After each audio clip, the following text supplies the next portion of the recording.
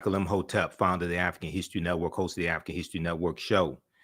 I'm a talk show host, researcher, lecturer, writer, and historian. I am here with one of my friends and one of our Grandmaster Scholar warriors, Tony Browder, historian and archaeologist. How you doing today, Tony? I'm wonderful, man. It's good to be able to connect with you again. Absolutely, absolutely, man. I Been a know minute. yes, it's been a minute. We've talked through Facebook, man, and been trying to catch up with you in and out of the country, things like that. But Tony was one of my first interviews that I did in 2010 when I launched the African History Network show. And we're celebrating our 13th year anniversary. First launched March 10th, 2010, the African History Network show. And many people know Tony is the author of one of my favorite books, and we use it in my online history classes I teach, Nile Valley Contributions to Civilization. If you don't have this book, you have to get this book, okay? Nile Valley Contributions to Civilization by Tony Browder. So we want to have this conversation. I was talking to Tony yesterday, Friday, and today. We want to have this conversation dealing with why Nile Valley civilization history matters. And we're going to talk about some African queens, and also with Queen Cleopatra, we're going to put this in a historical context as well. All right. So, Tony, let people know just briefly some of your historical background and some of your research. Well, I am formally trained as an artist, a graphic designer. My interest in history was piqued on February the 21st, 1977. That was probably before some of your listeners were born. That was when I met Ivan Van Sertima. Dr. Ivan Van Sertima was speaking at Georgetown Law School. He had just previously published They Came Before Columbus, the African Presence in America. And it was during that lecture that Van Sertima documented the pre-Columbian presence of Africans from the Nile Valley who had built ships, navigated the Nile River, Mediterranean Sea, and made numerous journeys to the Americas, principally in Mexico, where they brought their cargo of knowledge, astronomy, architecture, engineering, and agriculture, and influenced, helped to jumpstart civilization in the Americas, and that they were known to these ancient people as the Olmecs.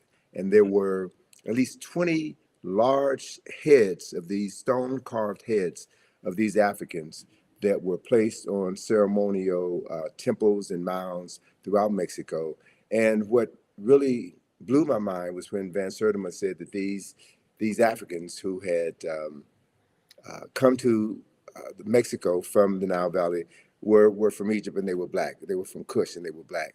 And this was the first time in my life I had ever heard anyone say this, because everything that I had read, everything that I had seen in television, everything that I had learned in every school that I had attended, even though they were predominantly black schools, taught just the reverse. So my mind was blown upon hearing Dr. Van Sertima's lecture, and that prompted me to begin to revisit everything that I had learned.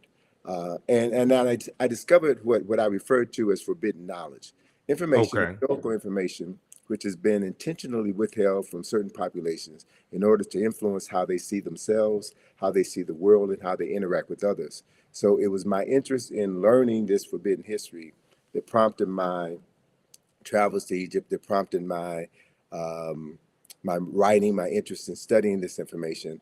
And another major turning point in my life was in September of 1984, when Ivan Van Sertima, along with Charles French and Asa Hilliard, sponsored the Nile Valley Conference at Morehouse College. And that 4-day event cemented to me the power of knowledge.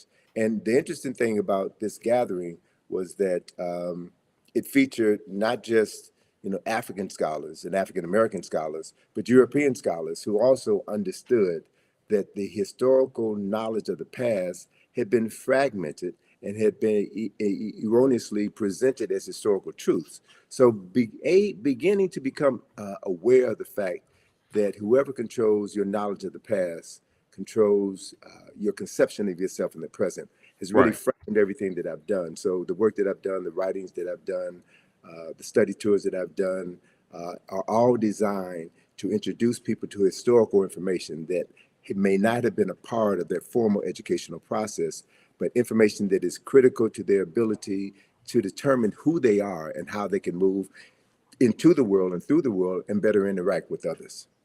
Okay, excellent, excellent. Now, in just a point of note, because people are asking, so today is Sunday, April 23rd, 2023. We're live right now. So people are asking that. And you set the tone for this conversation, Tony, because I got to ask you a question about the Olmecs as well.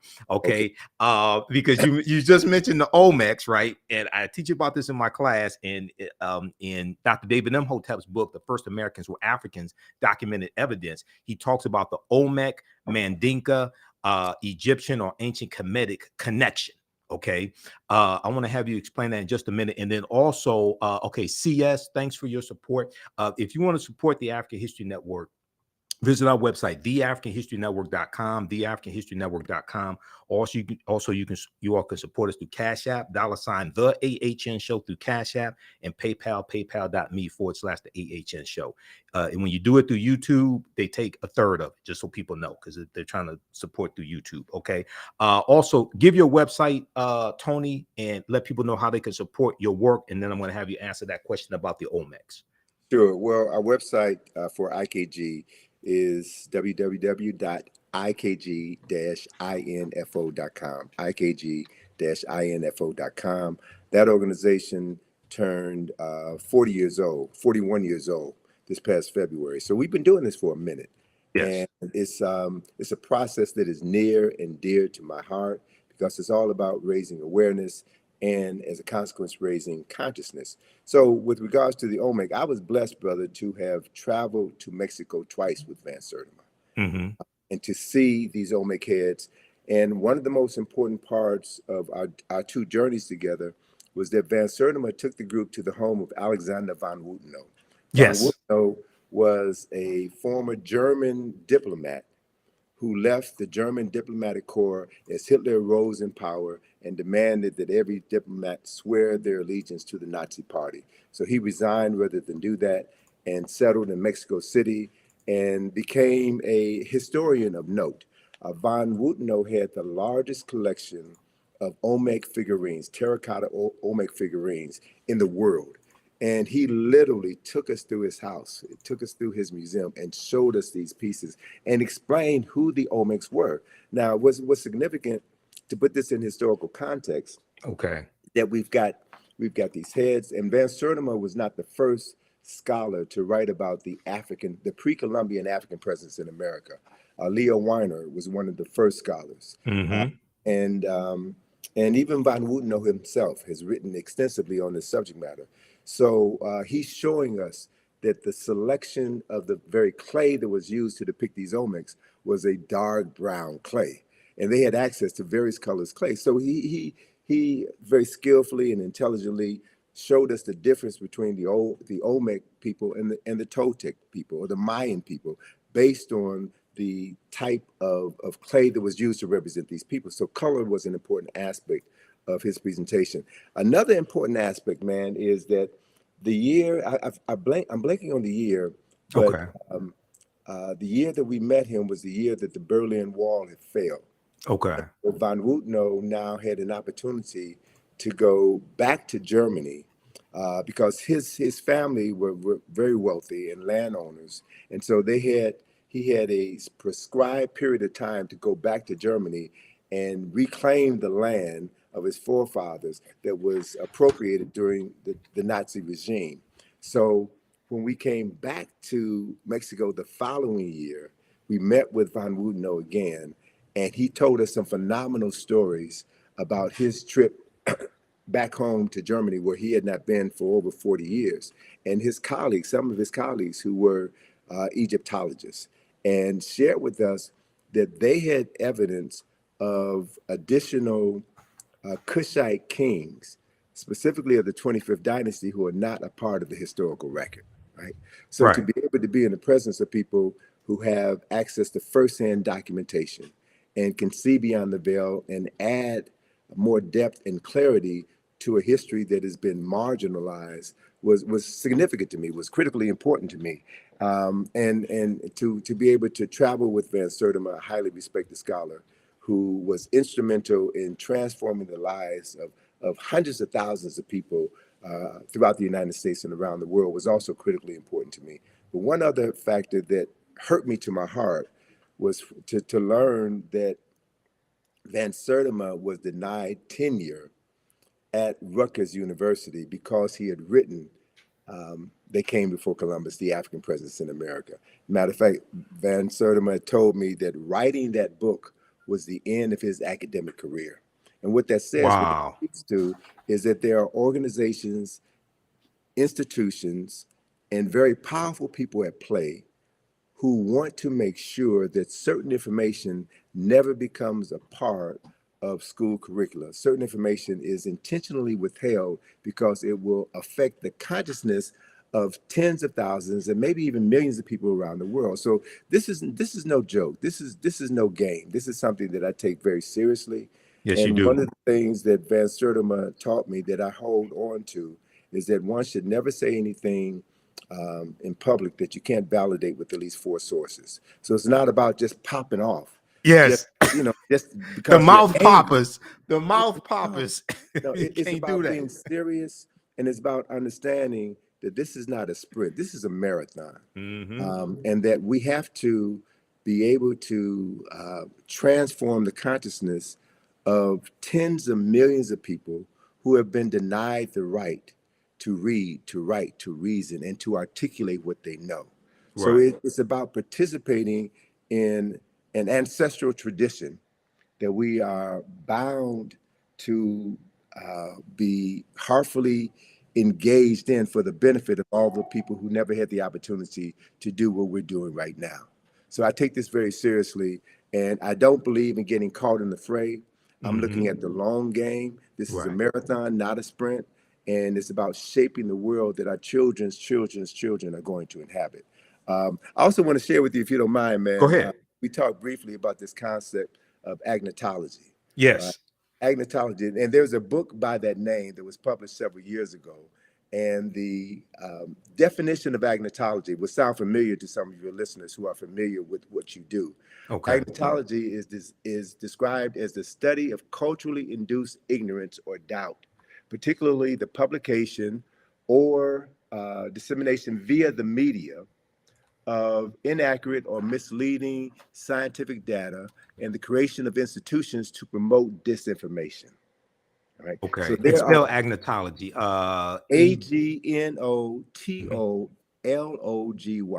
Right. agnotology. All right. Right. And I'm Uh, looking at this Stanford University Press. I'm gonna show mhm. this on the screen here. Just a second. Go ahead. Okay. And so for those of us who have been studying this form of brainwashing, if you will, or Hmm. propaganda, if you will, we should be aware of the book that was written by Dr. Carter G. Woodson in 1933 called The Miseducation of the Negro.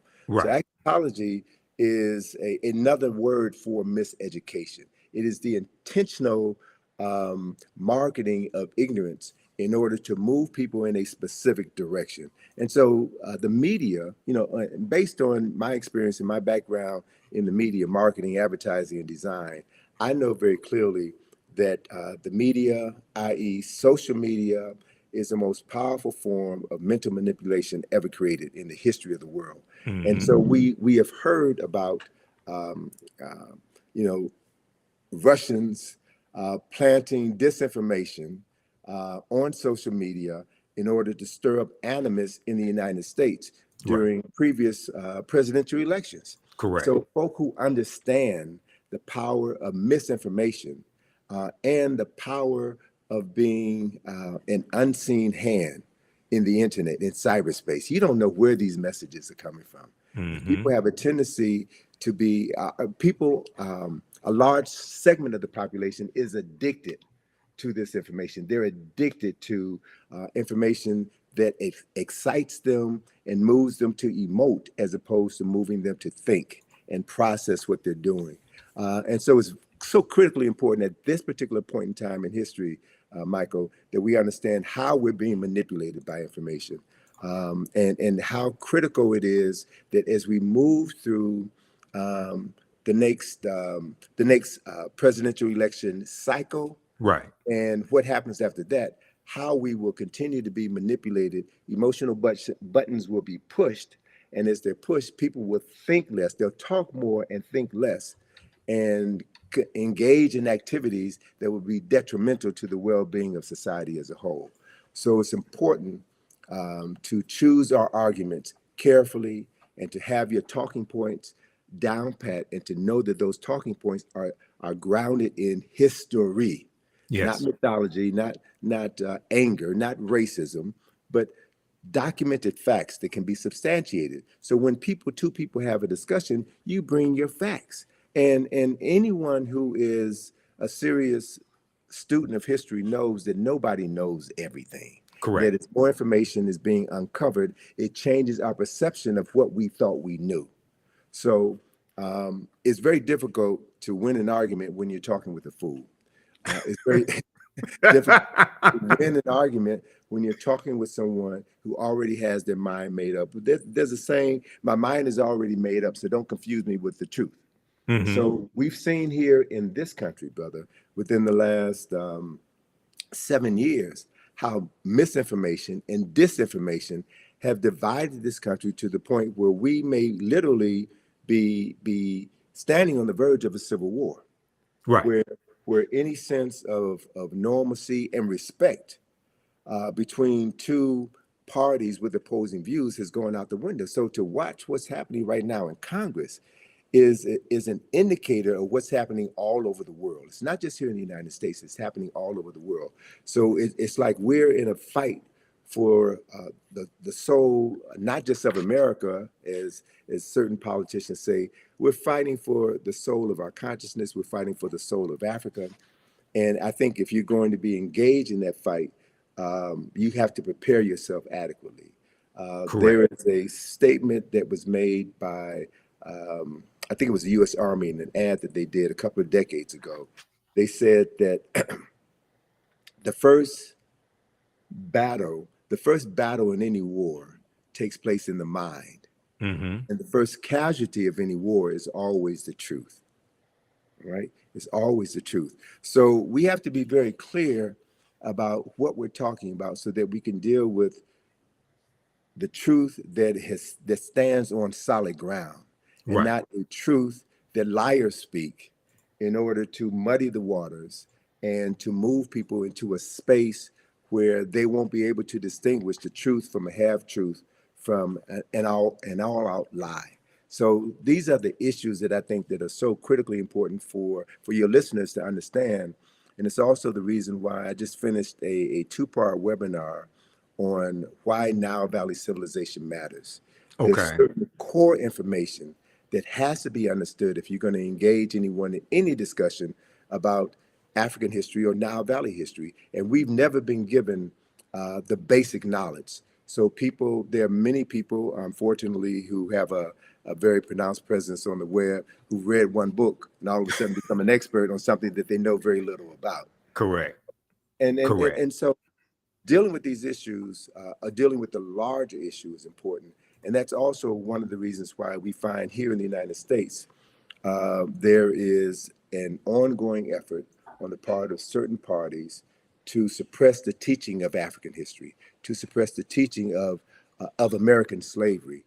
Um, so, what's happening in Florida or Virginia or Texas is nothing but an effort on the part of a certain population to control the historical narrative and to perpetuate a point of view which disassociates them from decades of violence and murder and crimes against humanity. So I understand that. I understand why they're doing what they're doing because of what they have to protect. So my response to that is not to get angry for our former oppressors for saying that they're not going to continue to miseducate us. We have a Right. responsibility and an obligation to educate ourselves.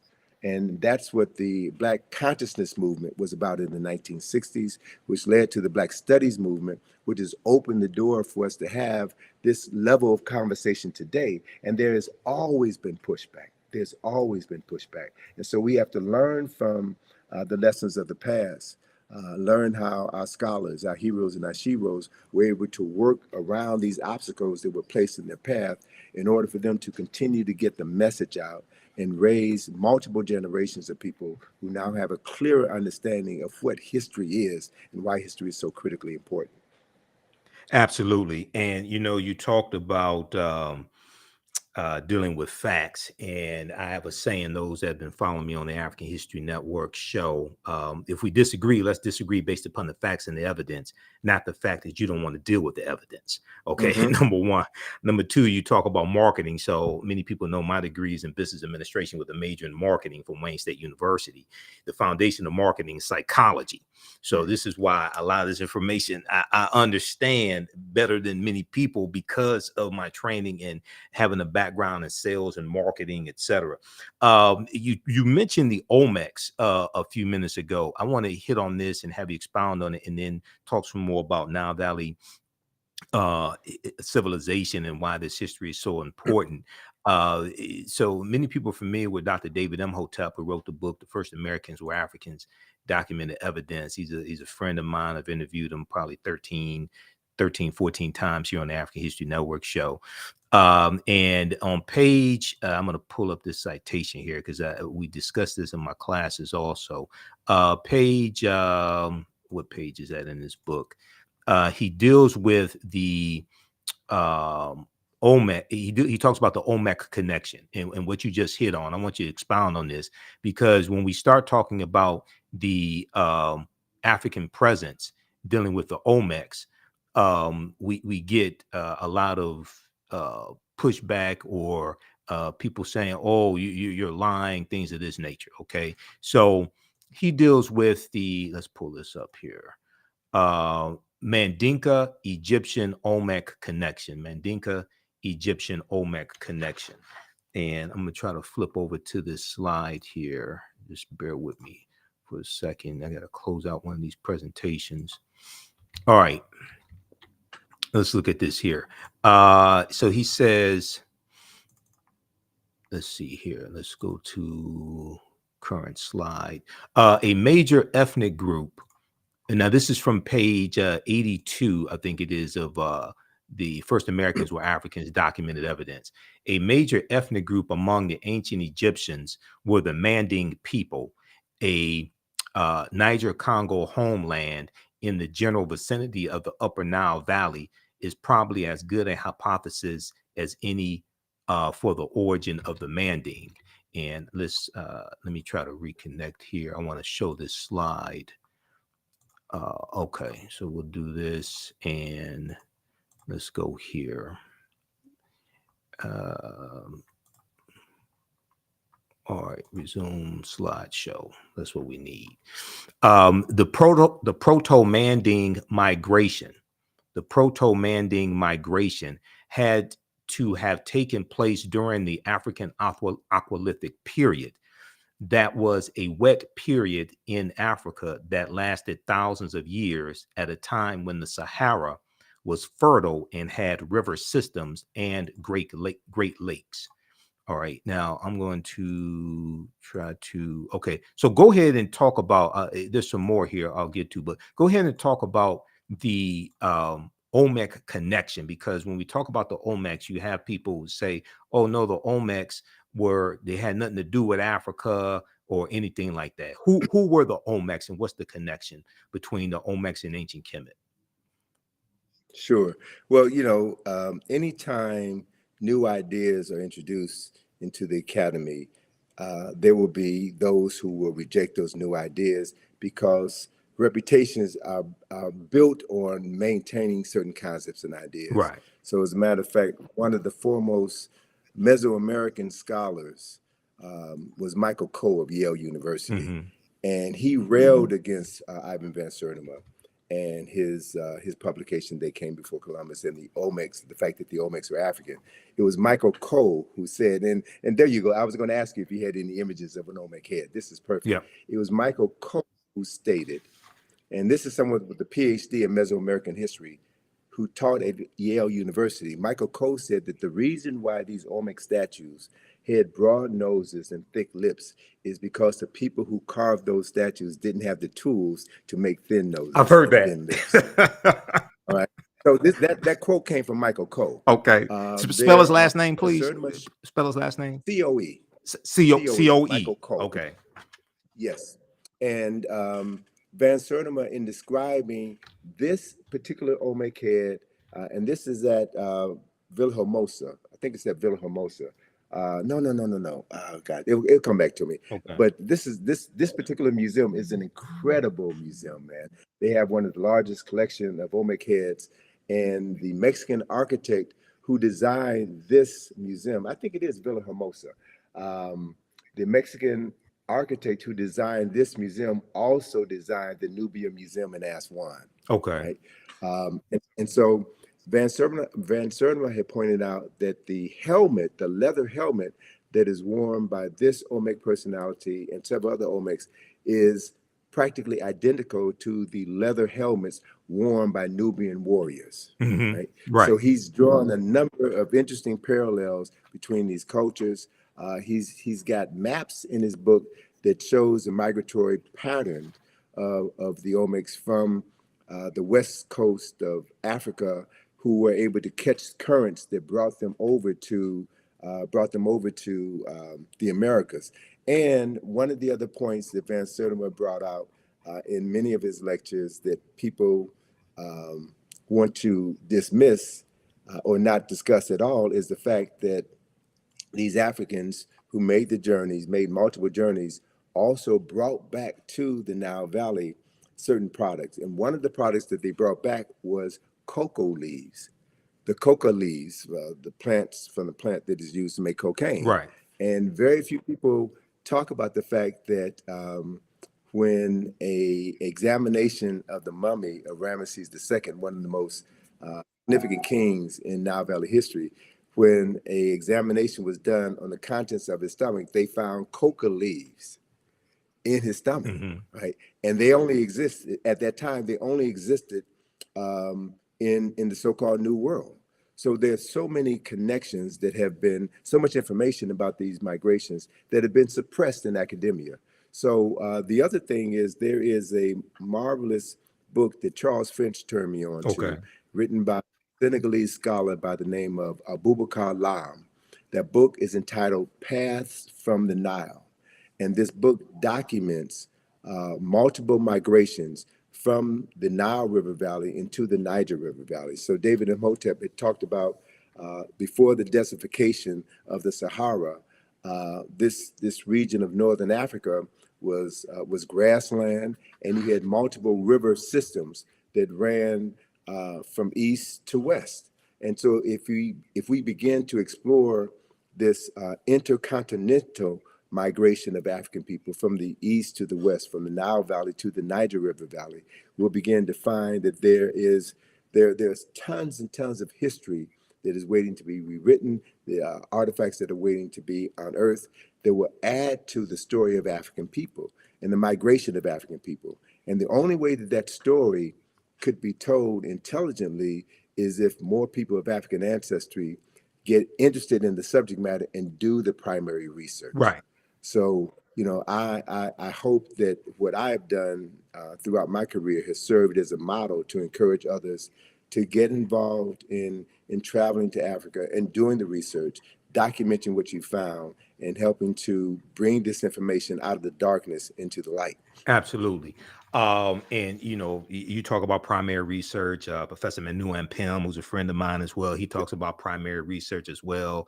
Dr. Leonard Jeffries, Professor James Small, those are two of my teachers. Professor Kabahaya Wata Kamene, Dr. David Imhotep, they talk about the need for primary research. Okay, so this section here, this is from page 82 of the First Americans Were Africans, Documented Evidence. And as I said, Dr. David Imhotep deals with the Mandinka Egyptian Olmec connection, or the Manding. He said the Nile flowed west across the Sahara and emptied into the Atlantic Ocean during very ancient times. This would have enabled East Africans direct access to the Atlantic Ocean. The longer route would be to sail to the Nile River north to the Mediterranean Sea and then head west to the Atlantic Ocean. When the Manding reached Central America and began mixing with the local population, they were labeled Olmecs. Okay, when the Manding or Mandinka reached Central America and began mixing with the local population, they were labeled Olmecs. The Olmecs were supposedly a mixture of the Manding or Mandinka and American Indians, or people who we would term, Native Americans, or however you want to phrase that. Do not forget that the Manding made up the base of the Olmecs. So the Egyptians, or the ancient Kemetic people, the Kemet II, the ancient Kemites, the Manding and the base of the Olmecs are related to each other. So just briefly talk about that, because there's so much, there's so many attempts when we talk about the Olmecs, and we're not saying that the Olmecs did not have any Native American ancestry or anything like this. We're not trying to take away somebody else's history. We're trying to correct history. Well, a couple of things I want to add to that. One clarification I want to make is that the Nile Valley flows from south to north, but within the lower Nile Valley, you had other river systems that flowed from east to west. So I just want to clarify one thing. So it wasn't the Nile Valley that flowed from east to west. It flows from south to north. The tributaries that flowed off of the Nile, or fed into the Nile. So what that implies, a couple of things. Those of us who have studied Nile Valley civilization, the Nile River is the longest river in the world, 4,120 miles approximately. It begins in the highlands to the south. There are two primary sources for the Nile River: Lake Nyanza in Uganda, now known as Lake Victoria, because when Europeans discover Africans, they rename things that Africans had. But that's the source of the White Nile. And then you have the Blue Nile, which comes out of Lake Tana. The Blue Nile is the primary source for 90% of the water that flows from Khartoum north into the Mediterranean Sea through Kush and through Kemet. By the time the waters from the White Nile reach Khartoum, where the two rivers join together, 90% of the water from the White Nile has evaporated. So it's not only the water from Ethiopia, but the silt in the water from Ethiopia that made the Nile Valley, the lower Nile Valley, the most fertile land on earth. So Dr. John Henry Clark refers to the Nile Valley as the world's longest and oldest cultural highway. So we know the people, products, resources, in addition to the water, flow from south to north. So when you look at the development of Nile Valley civilization, you'll find that the primary science, the primary mythology, if you will, of Nile Valley civilization came out of the south, came out of the upper Nile Valley. And I'll share this with you, and then I'll go on to finish answering your question. So the primary mythology of Kemet and Kush is associated with Asar, Aset, and Heru, who we know better by their Greek names, Osiris, Isis, and Horus. They're the foundational mythology of Kemet. That story of Asar, Aset, and Heru that was instrumental in the founding of Kemet from the first dynasty on, that story originated in Ethiopia at least 4 to 6,000 years earlier, among the people known in southern Ethiopia as the Omoro people. That same story is there. And as it flowed northward down the Nile, it modified over time, right? And became slightly interpreted, but that is a fundamental story. So you also had situations where as Africans migrated from south to the north, they also migrated from the east to the west. So there was this flow, this intergenerational transference of knowledge and technology over time and space from the east coast of Africa to the west coast of Africa. And much of that information is now really beginning to come out. And what it does, the coming of this information will shatter all of the myths about West Africa. And there are scholars now in Ghana, Senegal, Nigeria, Cameroon, and Mali, who are now talking about their ancestral migrations from the Nile River Valley into the Niger River Valley. So we're living in an age of incredible discoveries where new information is going to be coming forward. So as part of that migration of Africans from West Africa into the Americas, what we're talking about is the further transference of African knowledge and African technology. So those who have a vested interest in maintaining the concept of African people as having made no contribution to culture and civilization, they have to suppress this information. Right. So the Michael Coles of the world have to stand up. And so what we have to do is we reassemble the fragmented pieces of African history. We have to be able to look at exactly what you said, the omics. And Van Sertima talked about the fact that the omics, the remains, the physical remains of omics were found in many of the royal tombs in Mexico, and that they comprise, I think he said, about 12% of that population. So what we're looking at is an influx of Africans with advanced technology coming into a society and helping to jumpstart civilization in that society. And you also had other people coming from other areas into that same society as well. So as Van Wooteno and others have pointed out, there are other people from other parts of the world who made contributions to the culture that was established by the Olmecs. So as we now look back on approximately over 2,000 years of world history, we're trying to sift through all of this to get to the real story, right? And so the main point is we don't have to say that Africans invented everything in America, that Africans were the indigenous population in America. We don't have all of the evidence at this point in time to stand firmly on the truth to say that, but we can say beyond a shadow of a doubt, based on the archaeological and historical information that we already have at our fingertips, that Africans from the Nile Valley played a pivotal role in helping to jumpstart culture and civilization in the Americas 2,500 years before Christopher Columbus was born. That's a fact. And so again, I'm not about just talking smack just to be talking smack. We talk facts. We talk facts based on the documented evidence that we have, and we also understand that not everybody is willing to accept the truth. And so we teach the truth. We teach what we know to those who are ready to receive it.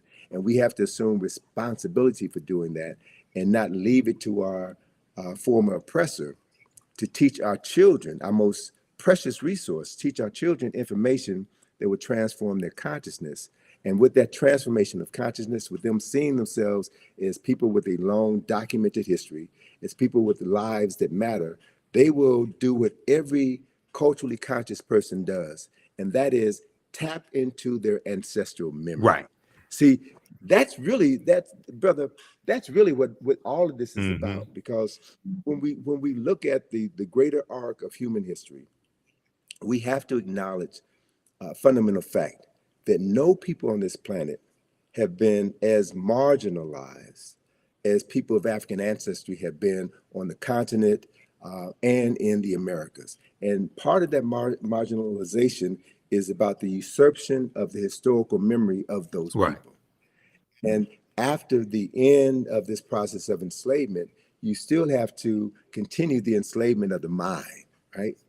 So whoever controls a person's thinking controls everything that they're able to do in their lifetime and everything that they're able to pass on to the lifetimes that will come after them. So it's a battle for the mind. It's always been a battle for the mind. And so knowing your history, going to sources, and being courageous enough to say, I don't know it all, but I'm learning. As Neely Fuller says, I'm still learning. And as we learn, we get more information, and that information buttresses what we already know, or it provides a new kernel of truth that allows us to explore another field of study that expands what we thought we knew. So this is the journey, and this to me is what this process is all about, man. And it's exciting. It's exciting to be engaged in this process. And it's also important to know that the closer you get to the truth, the more your enemies will try to suppress you. Yes. Right? That's when you know. That's when you know you're going in the right direction. So we can't allow ourselves. And I'm glad you put Dr. Jeffries up there again, because just 2 weeks ago, the powers that be came after his nephew, Hakeem Jeffries. Representative Right? Hakeem That's Jeffries. not an accident. That's not an accident that is happening now. And they're bringing up issues that came to the fore in, what was that, 2001. 2001. Issues from 20 years ago, they're bringing it up. Why? Because Hakeem Jeffries represents this phenomenon that I'm truly beginning to embrace and wrap my mind around. And that is the major reason why people of African ancestry are still here. The reason why we have not been exterminated is because of the power that we carry within us, this genetic memory that has been driving us and allowing certain people within our group to overcome seemingly insurmountable odds. So it's not just us doing this, it's the ancestors working through us.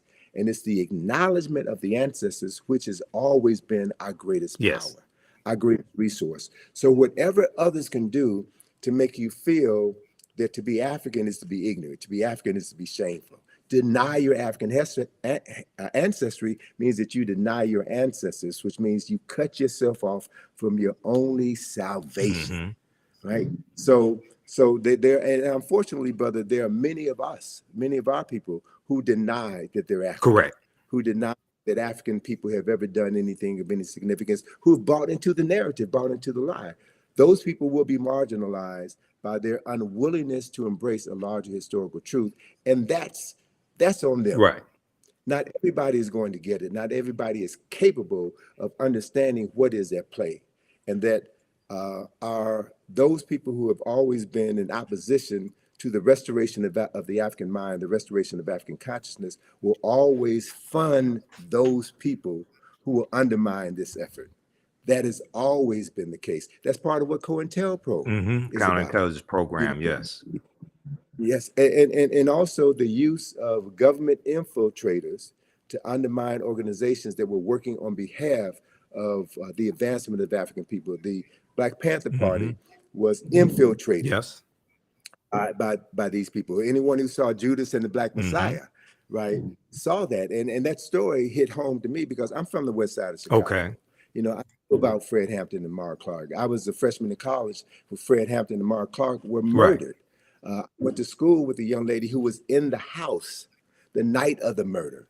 So to have her give her description of what happened, and then to read in the newspaper, the Chicago Sun-Times, or to watch on the news, Mayor Daley, Edward Hanrahan, and other government officials give their version of the story, that's when the covers came off for me. That's when I began to realize that the media lies, the politician lies, that people have a vested interest in perpetuating a false narrative in order to maintain their power and suppress any effort on the part of African people to free their minds. So these issues are critical, man. And we cannot, you know, we cannot have a short-term memory when we're dealing with long-term issues. Look at what happened in the 60s.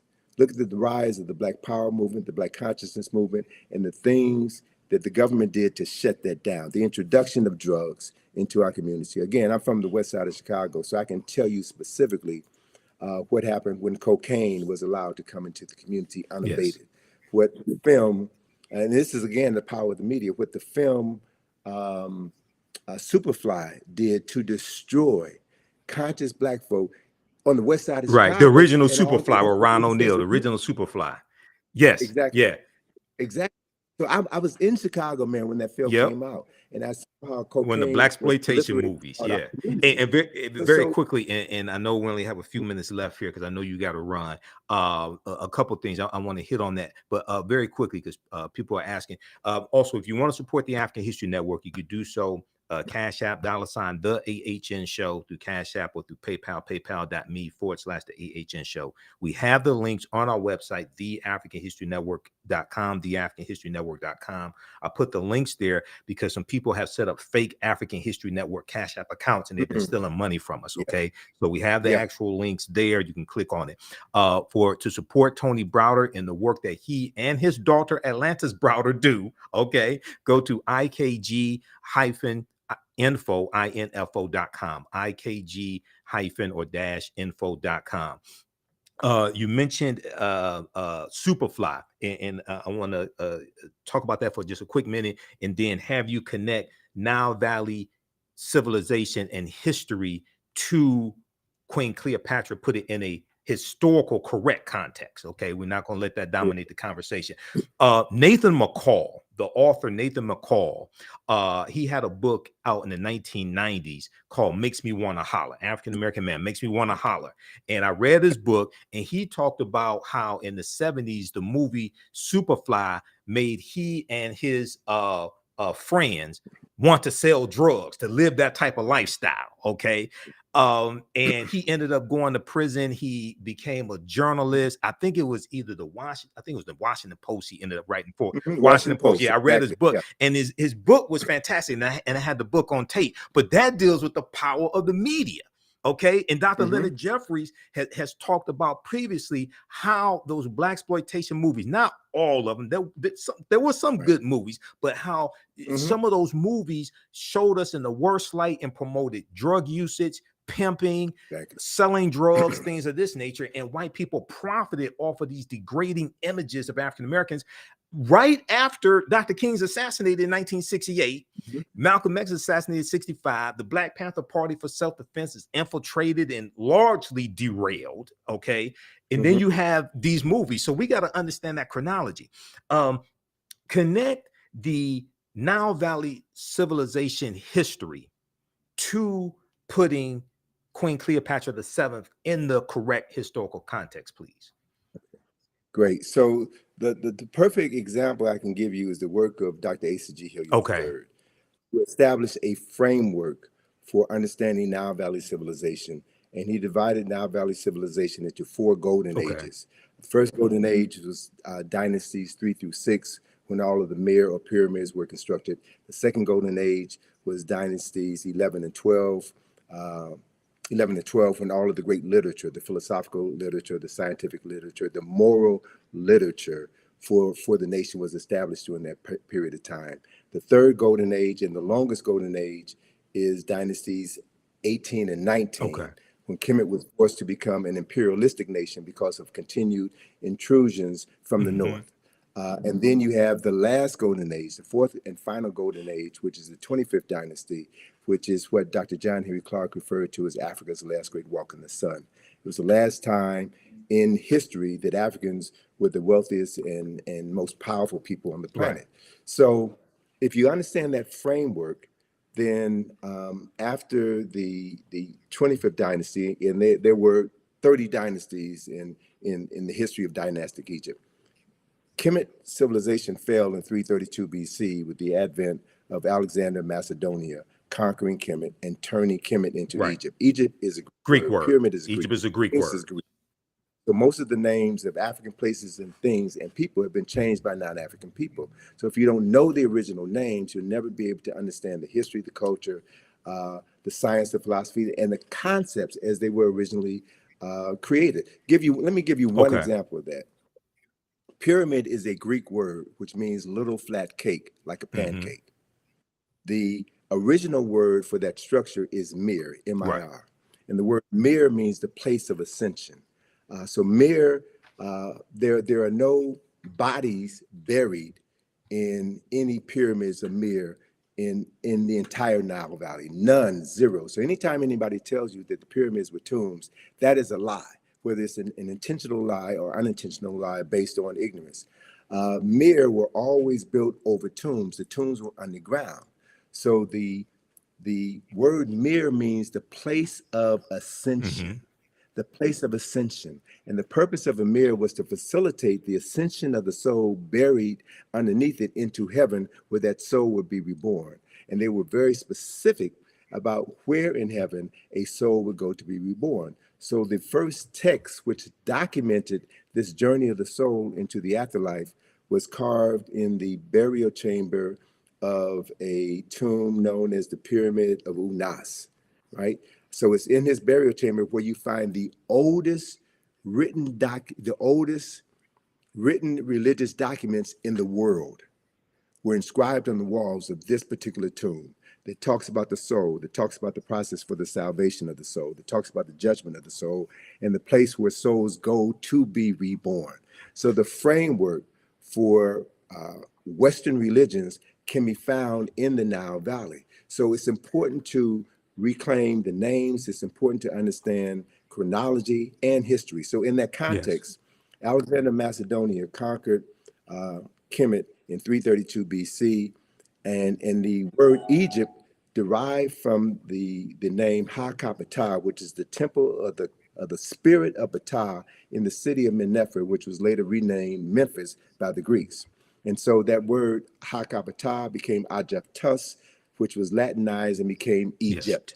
That's how that word devolved. Not evolved, it devolved because it lost its essence through the evolution of the word.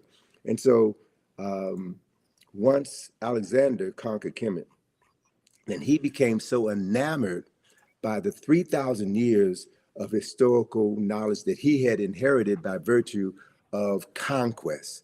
And so he no longer referred to himself as Alexander, son of Philip of Macedonia. He called himself Alexander, son of Ammon, son of Amen, the unseen presence of God Right. Almighty, which is a upper Nile Valley concept, right?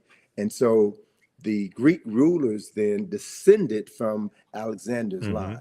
And Cleopatra is the last of these Greek rulers. So Cleopatra, for all intents and purposes, Cleopatra was not African. She was not Kemetic in the literal sense of the Right. word. And so my thing is, don't get caught up in Cleopatra. Mm-hmm. There are other personalities of more historical and cultural significance who we should be focusing our attention on. So I would bypass Cleopatra discussion and focus on Queen T, who was one of the baddest queens in human Right. history. She was one of the most powerful rulers on earth. She was the wife of Amenhotep III, and their statue in the Egyptian Museum in Cairo is the largest statue in that building. And anyone who looks upon that statue could see the nationality or the race, if you will, of who these two African people were. And it's very clear that we understand the chronology. Queen T was the wife of Amenhotep Right. III. The son was Amenhotep IV, who changed his name to Akhenaten. And Akhenaten's son was the person that we call King Right. Tut.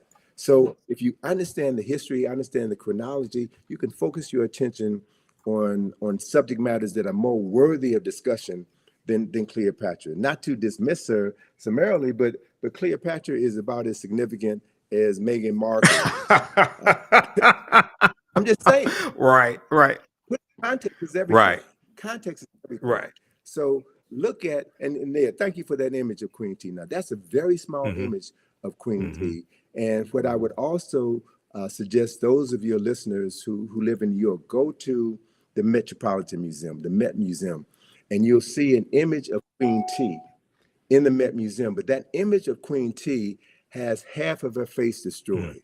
And there was an article that was written in the 1970s that was an attack against African-centered scholars. And Asa Hilliard brought this knowledge to our attention. The people from the New York Times had interviewed him as part of this same debate that folk are having right now about Cleopatra and African history.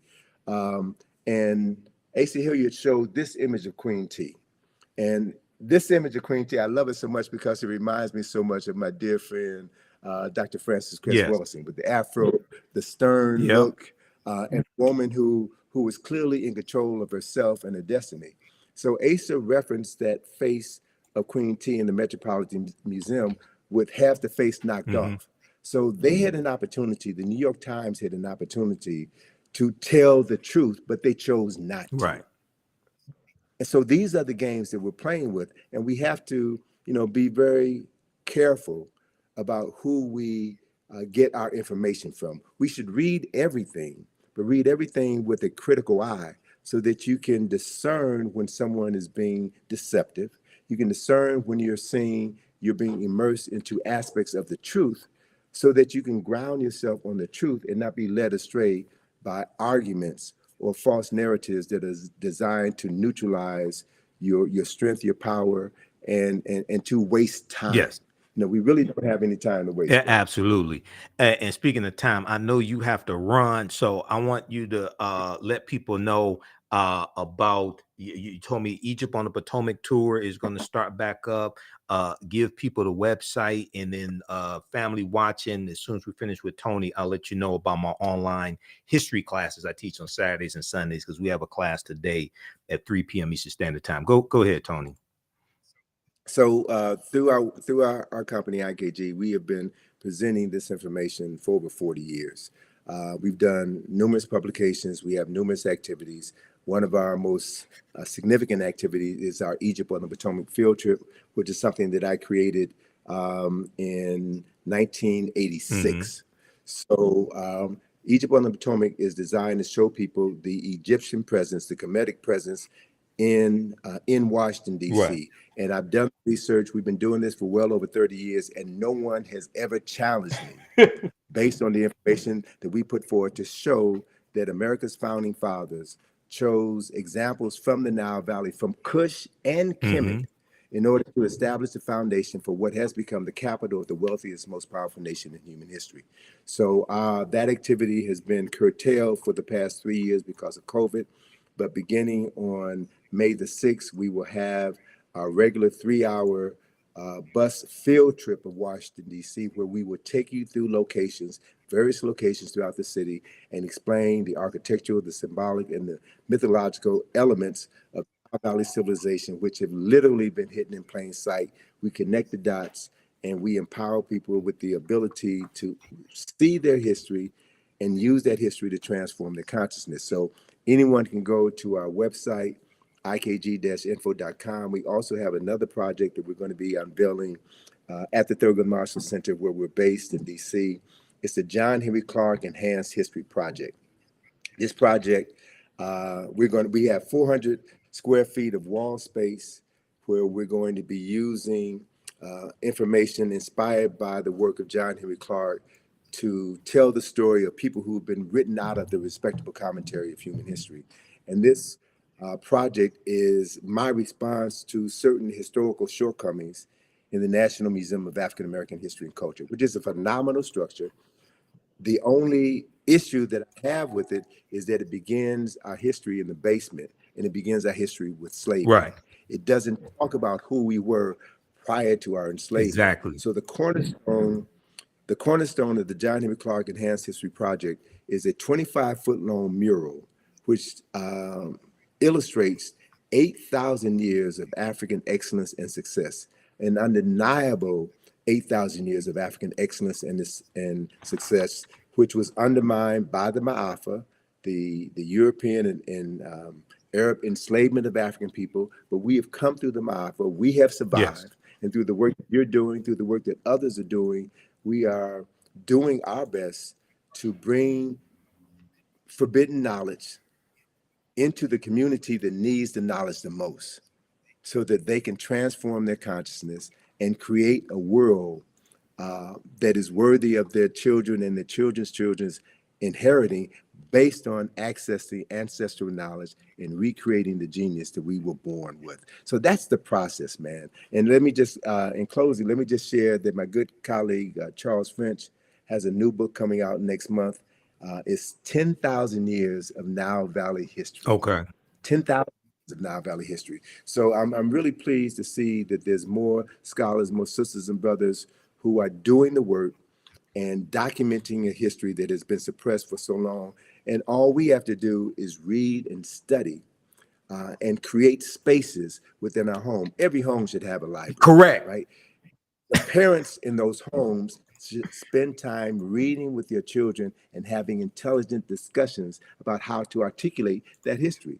Everybody pays taxes, and our tax dollars are being used in schools to miseducate many children, Black, brown, white children in the classroom. Right. So we have an obligation as taxpayers to see to it that certain information is accessible in the classroom. And if it's not going to be taught in the classroom, we need to demand of our churches, our fraternities, our sororities, our barbershops and beauty shops to turn those spaces into spaces where we can teach our children and their parents and elders in the community who they are. Correct. So we can transform our consciousness. And I'll close on this point. You know, I'm kind of peeved that folk are spending too much time talking about Cleopatra.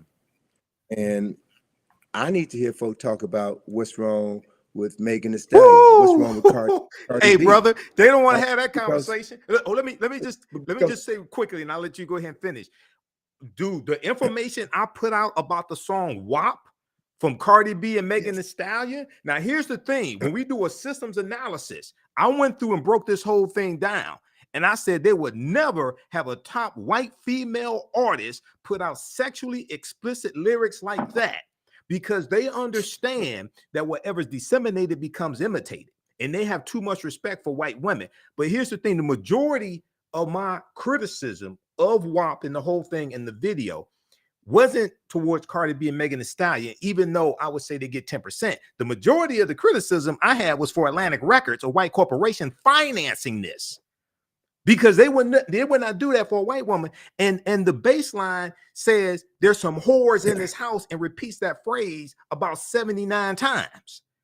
And in the video, all the women are of African descent except Kylie Jenner. And you have white people to put together an online petition to have Kylie Jenner digitally removed from the video because you only protect what you respect. And they saw that white woman as somebody who needed to be saved. You Negroes, you can keep doing that. You can be the whores in this house. This white woman, you too good for that. Go ahead, brother. All right. So I mean, but and that's a valid point, and it speaks to exactly the point that I want to make. People who love themselves and love their women and love their children do not allow their image to be exactly. The other important issue is I travel around the world, brother. And once you get outside of America, you see a whole different world. And what embarrasses me is to see these videos on television stations in Africa, in Europe, in South America. And I would say this. In all fairness, all right, if you want to show Black women behaving this way, then let's see some white women behaving that way. Let's see some Jewish. Let's level the playing field. But it's only us because it's about disparaging us, and it's about maintaining this ideology of Afrophobia, this fear of Black folk, this disrespect for Black folk. And so we have to accept responsibility for that. So I'm not going to let Megan Thee Stallion and Cardi B off the hook. I'm not going to let them off the hook because they are rewarded for that. By Megan Thee Stallion was Person of the Year, Time magazine. They appear on Saturday Night Live. They appear on all of these programs. So what that does is send a message to young and impressionable Black women, Black girls. If you want to get paid, if you want respect, wear weave, wear these fake nails, wear all of these things that deny your true essence in order to be accepted by a community that has never had any interest or desire in you. And so these are conversations that need to be had. Many of these conversations, I think, should be had behind closed doors and not on the internet, because you never know who's listening. We need to have private conversations, and we need to talk about how we can advance the culture and present favorable images of us, because the media, as I stated at the beginning of this conversation, the media is the most powerful form of mental manipulation ever created. And we're getting played. We're getting played. So, I always encourage people to take responsibility for yourself, to think before you speak, and to think about the long-term implications of everything you do. So emotion is all right, but emotion needs to be balanced with intelligence. It needs to be balanced with the ability to articulate what you think and to associate with people who are doing the same thing. The reality is, what I've learned over my 71 years of life here on planet Earth is that this information is not for everybody. You're not going to get everybody. It ain't about everybody. It's about moving and working with those people who are willing to learn, willing to commit themselves to something greater than their own individual and selfish interests. It's about building for future generations. So that process is happening, brothers. I'm encountering more younger sisters and brothers. When I say younger, I mean folk in their 20s, 30s, and Okay. 40s who are finally getting it, who are thirsty, who want this information. These are the people that we need to be focusing on. We need to help frame the historical understanding of topics so that they don't get sidetracked by these games, by these traps that are set up just to waste their Right. time, but stay focused like a laser, do the work, love Yes. yourself, right? And demonstrate that love and how you interact with other people who look like you, and build something tangible together that is going to outlive you, something tangible that can be passed on to future generations. And if you can do that, man, if you can do that throughout your lifetime, then we can say that the day will come when our ancestors will return and have bodies to use that will allow them to create heaven on earth once again. Yes. It doesn't make sense to me, and I keep saying I'm going to close on this, but Hey, just take your time, man. I know you got something to do after this, but take your time. I'm not rushing you. Okay. it doesn't make sense for me personally to talk about your ancestors were kings and queens if you're acting like fools and Exactly. jokers, right? Yep. And the other reality is that less than 0.1% of any nation's rulers were kings and queens. The vast majority of people were ministers and prime ministers, were scholars, were researchers, were scientists, were astronomers, were physicians, were healers, were masons, were architects and engineers. They are the people who made the Right. nation. The king or queen was just a Right. figurehead. I want to redirect the conversation. I want to redirect the focus on something that is practical. It's just like saying, you want to be president of the United States. Anybody with any sense knows the president of the United States does not run the United States, right? And so it's the people who comprise this country who make this country what it is. And we know, people of African ancestry should understand very clearly that it was our ancestors and their free labor that helped to make this country the wealthiest and most powerful nation in human history. So we have an obligation as descendants of enslaved people who survived the Ma'afa. We have an obligation and a responsibility to use the resources that we have access here in this country to educate ourselves, Yep. right? Because what we know shapes the consciousness of African people all around the world. We talked earlier about the Black consciousness movement in the 1960s, and the powers that be saw how the Black Power movement influenced Steve Biko in South Africa. And he replicated a similar movement. It was happening in other parts of Africa as well. So the colonizers had to shut that down. And you shut that down by introducing films that divert our attention and have us praising drug dealers and ungodly behavior. And that then becomes the framework with which we see our future. So if we use this technology properly, we have the opportunity to access millions of minds in a matter of minutes and introduce a new narrative. That's what this opposition is all about. Yes. Shutting down the conversation, shutting down the power. So don't give your power away. You are the most important commodity that you'll ever possess. Free your mind, model how free people, free men and women are supposed to speak, communicate, and move through the planet. Work with other people of like minds so that you can build something that will last for eternity. And as we do that, we will make our ancestors proud. And we then will be the vehicles through which they would do their best work. Why? Because they did it in the past, and we have the capacity to replicate it right now. That's what this whole journey is all about. Absolutely. And up on the screen, I have the famous quote by Bantu Stephen Biko: "The most potent weapon in the hands of the oppressor is the mind of the oppressed." So we have to take our minds back. This is what Dr. Carter G. Woodson was telling us in his work, not just in the Miseducation of the Negro in 1933, but the work he did with Association for the Study of African American Life and History of SALA, which he co-founded September 9th, 1915. So, all right, excellent. We got to bring you back, Tony. I know you got to run. We have to bring you back. And everybody, those slides I was showing, those are all slides from the online classes that I teach. We use 2 of your books, Egypt on the Potomac and Nile Valley Contributions to Civilization, in my classes as well. I introduce a lot of people to you, Tony. I read this book back in 1994. I just got this new copy last year from Brother Haki Shakur. But my original copies from 1994, the pages were falling out. I had to get a new copy, man. But that book I read from the Browder file first. Then in 94 at Wayne, when I was at Wayne State University, I read Nile Valley Contributions to Civilization. It blew my mind, man. I haven't been right since. Okay, it corrected my mind. Right. You have been right. It corrected my mind, man, but it blew me away, brother. So you got to write. This is volume 1, man. You got to write volume 2. You got about 20 volumes in you, brother, man. But you got to write volume 2, brother. Well, brother, that's one of the reasons why I need to use the time that I have left to redirect my energies. I've got a ton of information that I need to get out. Yes.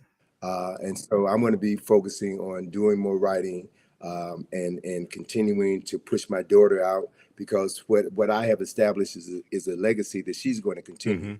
So, last December, I had some health challenges, and I was unable to travel to Egypt, take my group to Egypt. So my daughter stepped up and did it. Oh, that's good. So to Shout know out to that we're preparing the next generation, man, is really what this thing is all about. Because we're not going to live forever, and we can't do everything ourselves. So we should be training cadres of young people, man, to know who they are and to live that knowledge in everything that they do. That then is how we change the world. So, it's a pleasure to be on the program. We got to have you back soon, brother. Yep. And I'm wearing the Black Friday shirt because we're in the documentary series from Rick Mathers, director Rick Mathers, Black Friday, What Legacy Will You Leave? Okay. All right, Tony, everybody visit ikg-info.com. Support Tony Browder, support his daughter Atlantis Browder, and also support the African History Network. All right, Tony, you have a good day, brother. Hotep. All right, peace. Take care, man. Appreciate it. Peace to you. All right, everybody. So that was one of our esteemed scholars, one of my friends for years, Tony Browder. He was one of my first interviews that I did in 2010 when I launched the African History Network show. I'm going to give you a little information about the online history classes I teach on Saturdays and Sundays. I'm Michael Imhotep, founder of the African History Network, host of the African History Network show. I'm a historian, been studying history 31 years. I'm a researcher, lecturer, writer, historian, talk show host. You see me on Roland Martin Unfiltered on Fridays. I'm a political commentator as well. You see me on Faraji Muhammad show, The Culture, also. You can support us, $, the AHN show through Cash App, and also through PayPal, paypal.me/the AHN show. Visit our website, theafricanhistorynetwork.com, theafricanhistorynetwork.com, or africanhistorynetwork.com. It'll redirect you to our new website because I just bought back my domain name, africanhistorynetwork.com. We lost it, and I just bought it back. So okay, let me see.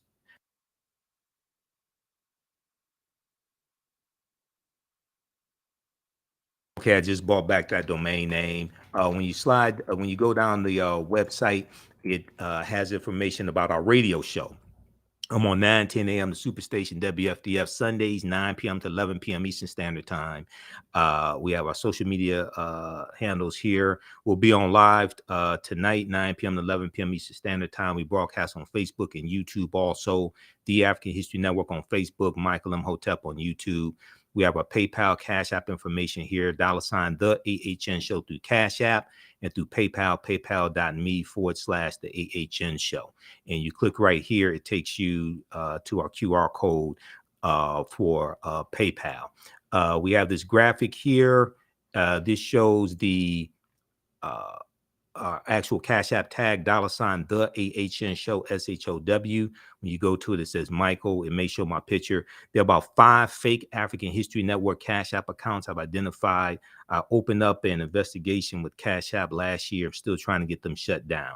So these other ones like $, the AHN SHO, or $, the AHNS. These are all fake African History Network Cash App accounts. They've been stealing money from us.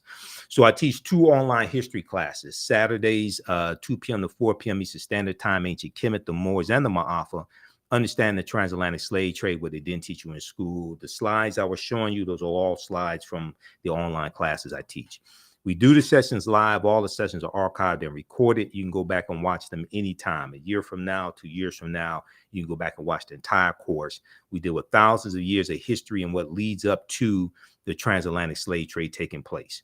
When we deal with the transatlantic slave trade, we can't start our history in slavery. We have to deal with thousands of years of history that leads up to it taking place. So if you missed our class Saturday, April 22nd, as soon as you register, you can go back and watch it. Class is on sale $60, regularly $130. This helps support the research, helps support the African History Network, helps us broadcast the show. You can click right here. We have a video that gives an overview of the classes. We have a bundle pack. You can register for both classes that I teach right now. Limited time only, $100. It's a $300 value. You'll get 5 of my lectures in digital format free. Also, they'll be in a video library. The second class I teach on Sundays, and we're teaching the class today. It's going to be 3 p.m. Eastern Standard Time. Black resistance movements from the Haitian Revolution, U.S. Civil War, Civil Rights Movement, and Black Power Movement, 1800 to 1968. And we go through a look at history chronologically from 1800 to 1968, what leads up to the Civil War taking place. We look at the Reconstruction era, 1865, 1877, Jim Crow era, Great Migration, World War I, World War II, Civil Rights Movement, Black Power Movement, to understand what happened to us after slavery ended, what were the laws and policies put in place to put us in the predicament we're in today, to understand where we need to go from here, okay? So this class picks up basically where the first one leaves off, okay? It's a crucial class. I put together the curriculum for both of these courses, been studying history 31 years. We deal with, in both of these classes, there's about 80 or so articles that we reference, books that we reference, there's a ton of information, okay? So we're teaching the class today, 3 p.m. Eastern Standard Time, Black resistance movements from the Haitian Revolution, U.S. Civil War, Civil Rights Movement, and Black Power Movement. Okay, so you can register for those classes. And very quickly here, I'll show you just a brief introduction to understand the transatlantic slave trade, what they didn't teach you in school. And that I've been teaching this class on and off since 2017, okay? We use 2 of Tony's books in the class. We use 2 books from Runoko Rashidi as well. And there's in yesterday's class, there was a interview that I did with Runoko back in 2014. And we talked about Chevalier, Joseph Ballone, who the movie Chevalier is about. All right. So I'm about to re-release that interview to let people hear that information also. Okay, let me show you this here quickly. And we dealt with this. We just had our class on Saturday, fantastic class, Ancient Kemet, the Moors, and the Ma'afa, Understanding the Transatlantic Slave Trade. I'll post the link here. Mississippi River. Now, you know, somebody asked about the Mississippi River. You know, Memphis, Tennessee is named after Memphis in Egypt. Okay, we talk about this in the class. Memphis, Tennessee is named after Memphis in Egypt, and one of the founders of Memphis, Tennessee was General Andrew Jackson, who then became President Andrew Jackson. And Memphis, Tennessee sits at the mouth of the Delta, the Mississippi River, and the Mississippi River was looked at to be the Nile River of America. The Mississippi River is looked at as the American Nile. Civilizations are built along long rivers. Civilizations were built upon along the Nile River. This is something that Dr. John Henry Clark talked about as well. Okay, now, so there's a relationship between Memphis, Tennessee, and Memphis in Egypt. Now, we can't start studying our history in slavery, even when we deal with the transatlantic slave trade. We can't start in 1619. I know the 1619 project is out. There's some good information in there. There's some problems with the 1619 project as well. I wouldn't say ban it or anything like that. But African people been in the land we call the United States of America going back at least 51,700 years ago. So we can't start in 1619 or the 1440s when the Portuguese get involved, 1441 with Anton Gonzalez going into Mauritania, taking out about 12 Africans, taking them back to Portugal. We have to understand the history chronologically and deal with the 800-year occupation of Europe by the Africans known as the Moors, who entered the Iberian Peninsula, today known as Spain and Portugal, from North Africa in 711 AD, led by Tariq ibn Ziyad. So in yesterday's class, we talked about the Moors going in, fighting against the Vandals and the Visigoths, and some of the things that the Moors introduced into Europe. And it's going to be the teachings that the Moors take into Europe that bring Europe out of the Dark Ages. So when you register for ancient Kemet, the Moors, and the Ma'afa, understanding the transatlantic slave trade, what they didn't teach you in school, you can watch yesterday's class. So this course not only deals with the transatlantic slave trade, but thousands of years of history that leads up to the transatlantic slave trade taking place. August 20th, 1619 marked the 400th year anniversary of those 28 Africans or 28 Negroes coming into Point Comfort on the White Lion pirate ship. It was a pirate ship. It was an English pirate ship on August 20th, 1619, in what would later be called the colony of Virginia. This year was known as the Year of Return, as many African Americans were and continue to reconnect to Africa and are traveling to Ghana and other West African countries. When we discuss the transatlantic slave trade, we have to first understand that African people are the original people of North, Central, and South America and have been in the land we call the United States of America at least 51,700 years. So as we talked about with Tony, Dr. David Imhotep, the first Americans were Africans, documented evidence, his book. His second book came out in October of 2021. The first Americans were Africans, revised and expanded. On page 14 of his book, he deals with evidence found in Allendale County in South Carolina by Dr. Albert Goodyear, who's an archaeologist at the University of South Carolina. This was a discovery made in 2004, and they found 13 different types of evidence to thoroughly document an African presence in the land we call the United States of America, going back at least 51,700 years ago.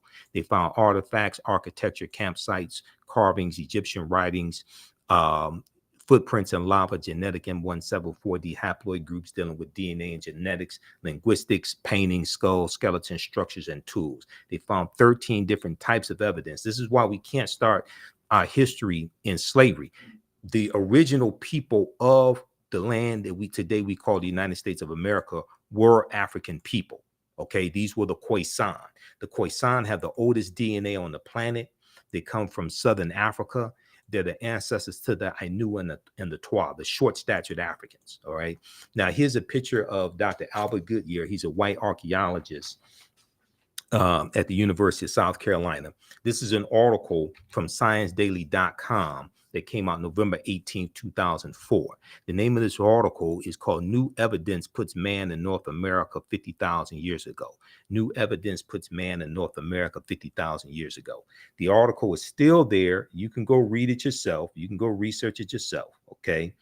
Radiocarbon tests of carbonized plant remains were where artifacts were unearthed last May along the Savannah River in Allendale County by University of South Carolina archaeologist Dr. Albert Goodyear indicate that the sediments containing these artifacts are at least 50,000 years old, meaning that humans inhabited North America long before the last ice age.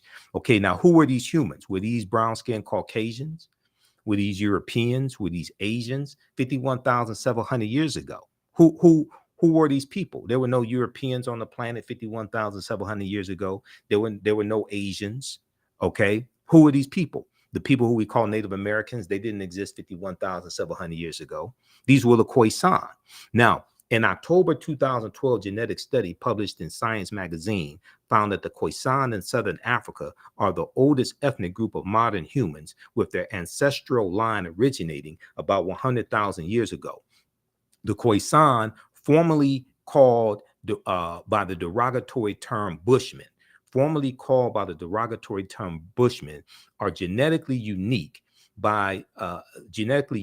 and no other currently known population had separated so early from our common modern human ancestor, according to the report.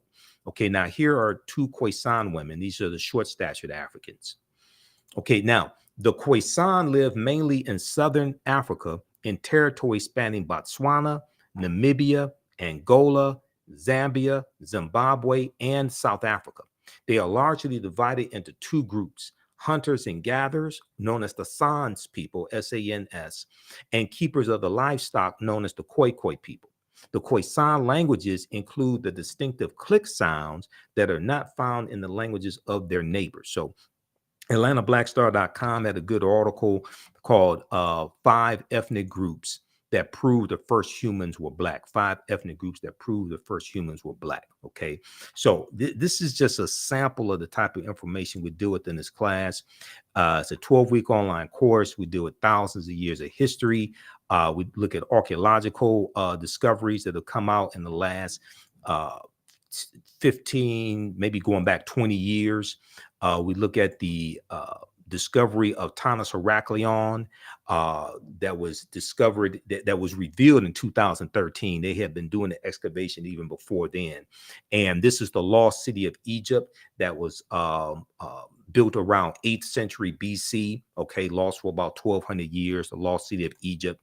And they found 16-foot tall statues, gold coins. They found dozens of ship anchors, things like this at the bottom of the sea. All right.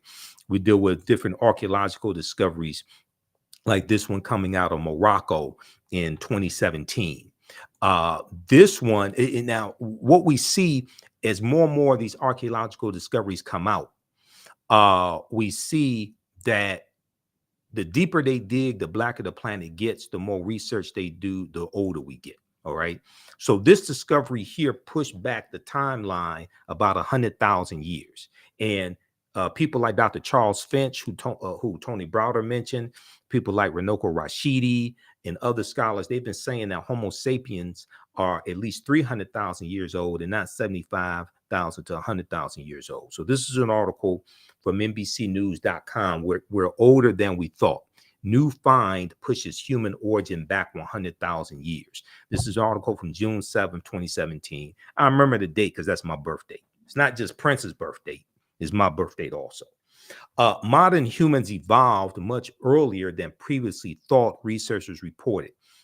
New discoveries at a rich site in Morocco show modern humans were hunting and probably cooking game animals 300,000 years ago, 100,000 years earlier than scientists have believed until now. So when these discoveries come out, they have to keep pushing the timelines back. You know, Juvenile had that song called Back That Thing Up, okay, like 1988, 99. They keep having to back that thing up. They keep having to back the timelines up when these discoveries come out. The deeper they dig, the blacker the planet gets, the more research they do, the older we get. New discoveries and new dating methods show that, in fact, many of the bones belong to modern Homo sapiens, and they lived as far back as 300,000 or 350,000 years ago. Now, the earliest previous Homo sapiens bones dated back 195,000 years ago, and they were from clear across the continent in modern day Ethiopia. All right. So what they're seeing now is that Africans were migrating out of the Nile Valley region of Africa much earlier than previously thought. Taken together, the findings show modern humans were dispersed across Africa long before anyone ever thought. So there's so much archaeological discovery, so much information coming out week after week. Okay, it's hard to keep up with it. So we deal with ancient civilizations, we deal with the Olmecs, we look at this history chronologically. We look at Carthage and the Punic Wars, and Hannibal Barca, the Battle of Cannae, 216 BC, and fighting against the Romans and fighting against Publius Cornelius Scipio Africanus. And Africa was not named after a Roman general named Publius Cornelius Scipio Africanus. He actually takes his surname after the Battle of Zama in 202 BC, where he defeats Hannibal Barca. And the word Africanus is Latin, which means of Africa or belonging to Africa. So, for instance, if you look at Cassell's Latin English Dictionary, 2002 edition, page 11 in the entry for a fear, or any Latin English dictionary, not just specifically this one, but when I was doing my research on language, this was one of my sources. Africanus means of Africa or belonging to Africa, and that prefix, the free referred to a Black African people in Algeria and Tunisia. And we know that Tunisia, that region of Tunisia was historically called Carthage, where the Carthaginians were. The Carthaginians are descendants of the Phoenicians. The Phoenicians are descendants of a larger group of Africans known as the Garamantes. So in African People in World History by Dr. John Henry Clark, page 14 and 15, he says the Nile Valley's first age of high cultural grandeur lasted until the eve of the Christian era. Some aspects of it survived the Greek and Roman occupation of parts of North Africa. After the rise and decline of Greek civilization and the Roman destruction of the city of Carthage, so Carthage is destroyed in 146 BC by Rome. The Romans organized the conquered territories into a province they called Africa, a word derived from Afri, A-F-R-I, the name of a group of people about whom little is known. This was a new name because previously all dark-skinned people were called Ethiopians, since the Greeks referred to Africa as Ethiopia, which means the land of the burnt-faced people. Okay, so we talk about Nubia or Ta-Nehesi as well. We go through and look at an overview of these different civilizations. We deal with the 800-year occupation of Europe by the Africans known as the Moors. And look at the origin of the term Moor. The word Moor is derived from the Greek word Maros, M-A-U-R-O-S, which literally means black or very dark or a very dark color. The Romans adopt the word and call them Mari, M-A-U-R-I, like in Maurice. Maurice is in reference to a Moorish boy or a little boy. That prefix Mari is in reference to the Moors. The Mari, M-A-U-R-I, were a Northwest African people who were very dark-skinned. The Romans will refer to the region of Northwest Africa as Mauritania. Mauritania. Mauritania is Latin and means the land of the black-skinned people. You will also see the term Marish, M-A-U-R-I-S-H.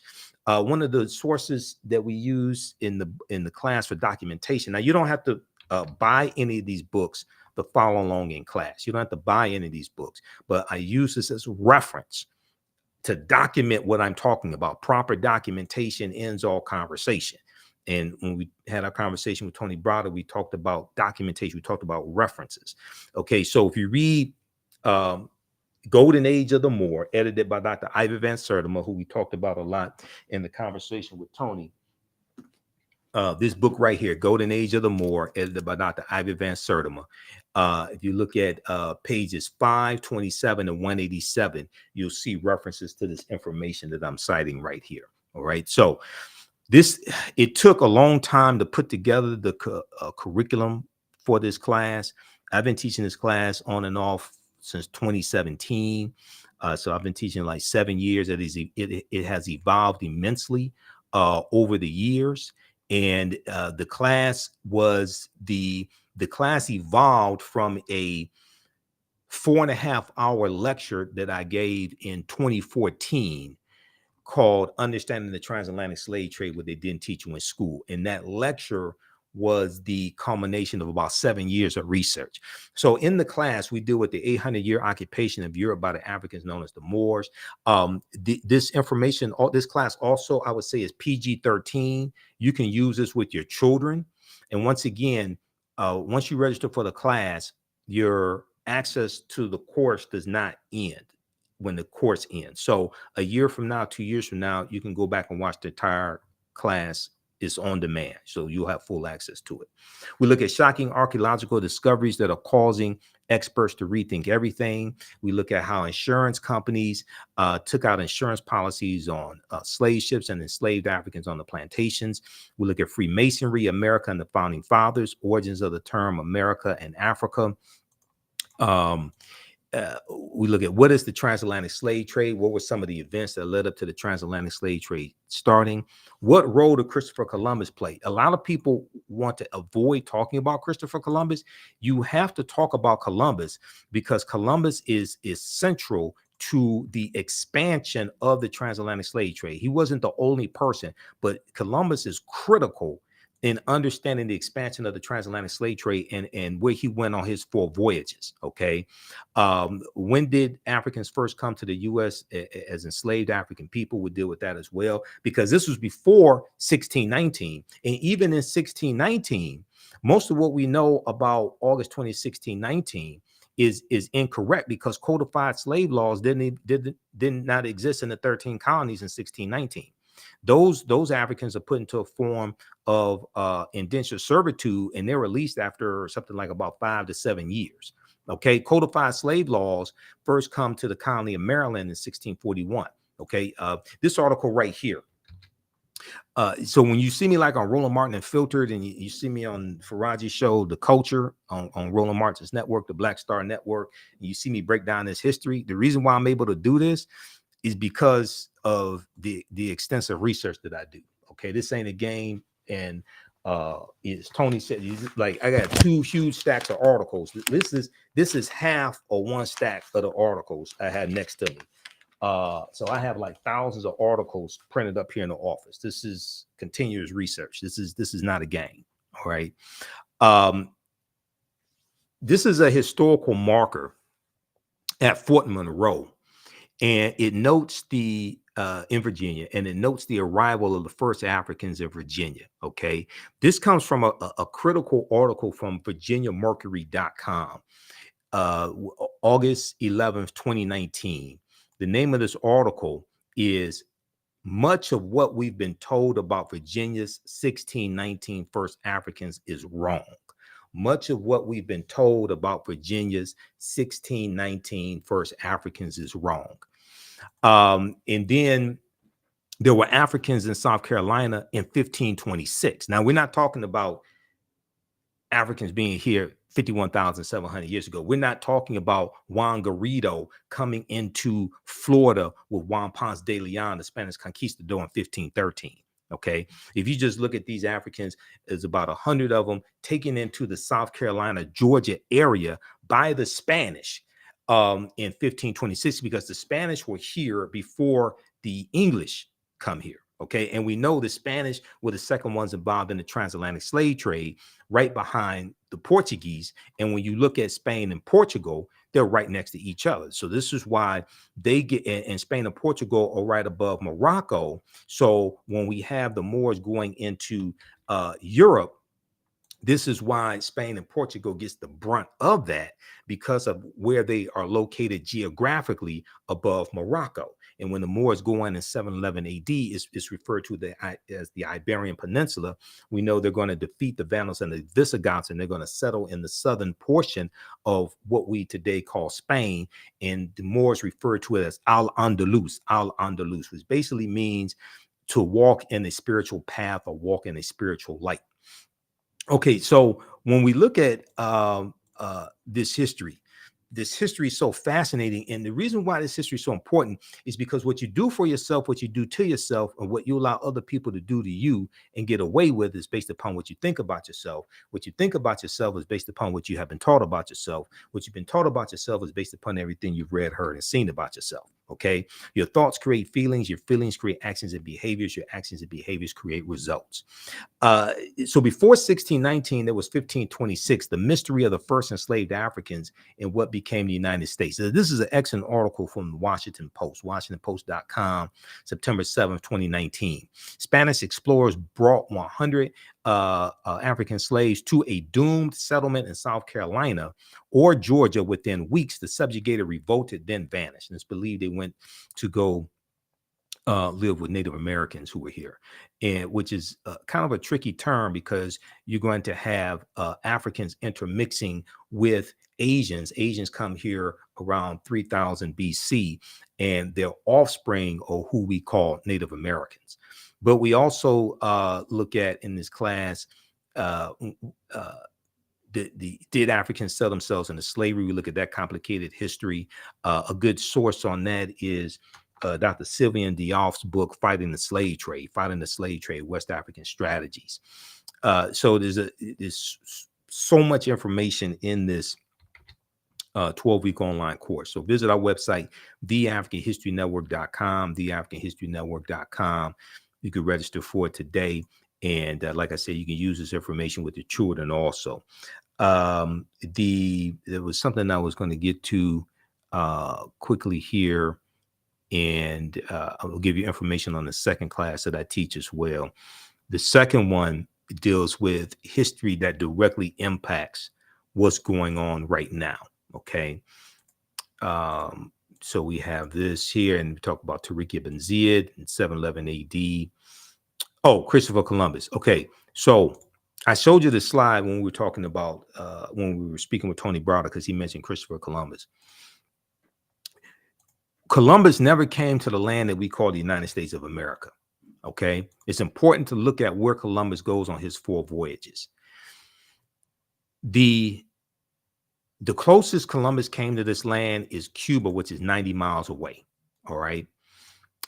So when we look at his first voyage, now there's a direct connection also, because Columbus set sail August 3rd, 1492, and it took him about 7 years to convince King Ferdinand and Queen Isabella to finance his voyages. Now, the African Moors lose control of their last stronghold, which is Granada, January 2nd, 1492, in the Moorish Granada, the Spanish Granada Wars. Okay, August 2nd, 1492, the Spanish expelled the Sephardim, the Sephardic Jews, out of Spain.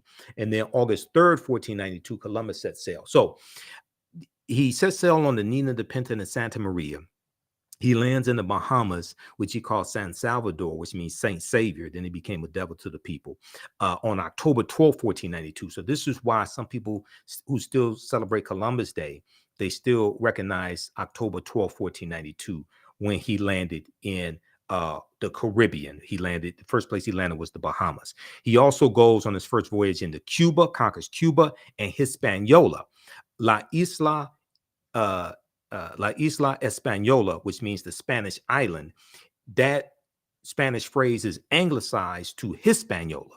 The western third of the portion of Hispaniola is where the Spanish colony of Santo Domingo was. And then the French take over.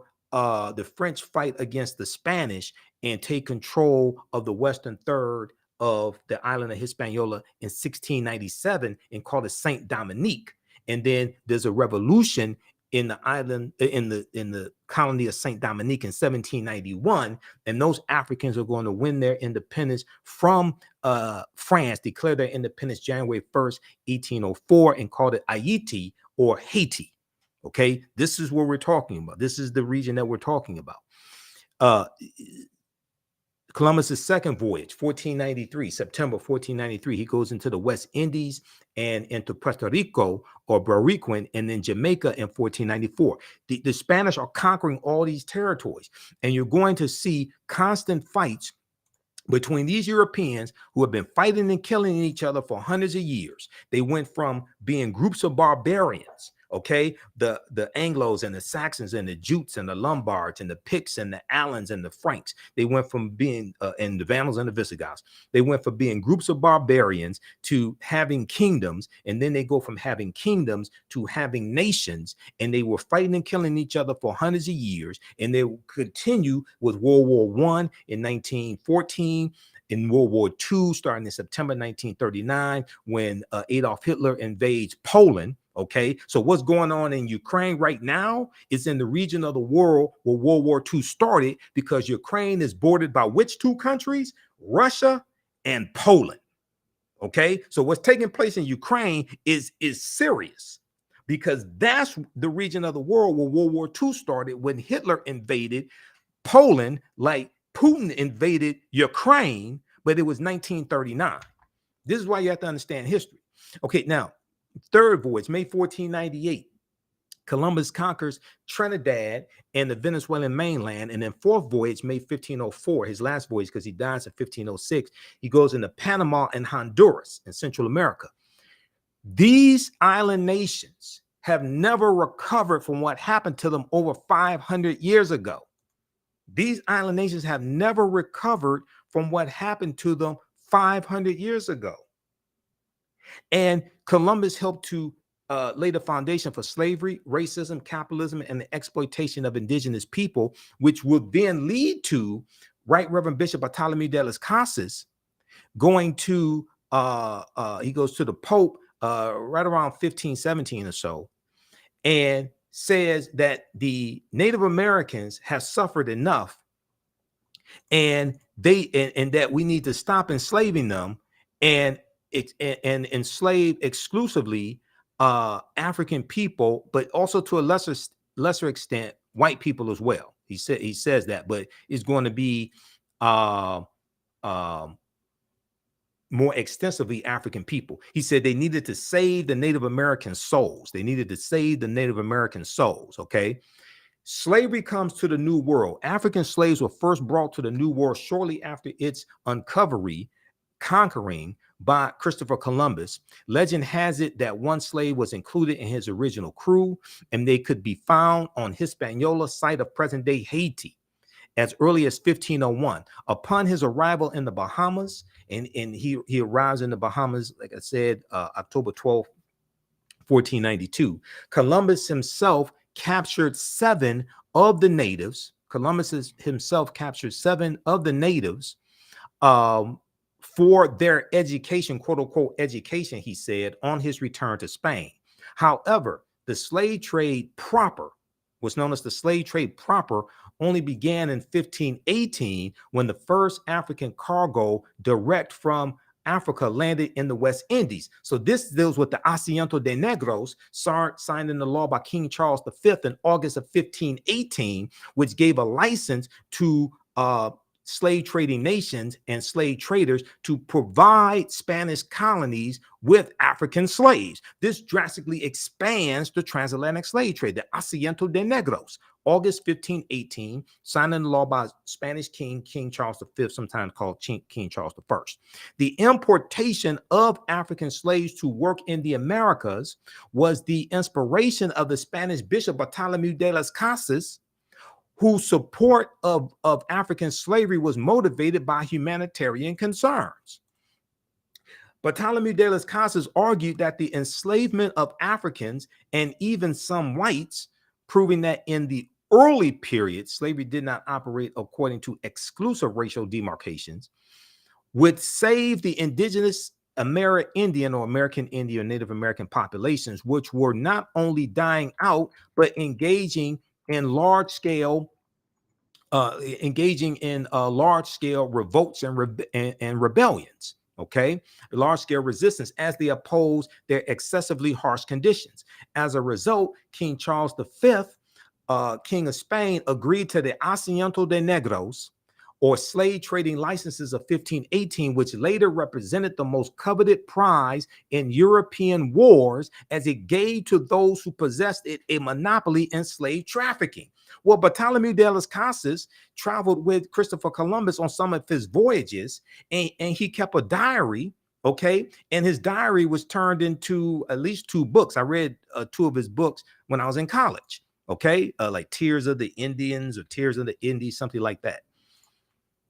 So Columbus and de las Casas are crucial to understanding the transatlantic slave trade and its expansion. So this is why we have to look at this history chronologically. Professor Kaba Hiawatha Kamene, who's one of my teachers, and you've heard many of my interviews with him over the years, he says, to understand the existence of something, you must first understand the pre-existence of existence, okay? All right, so if you like this type of information, you can register for this online course now. You can start watching it immediately, okay? And we have a lot of archive content there.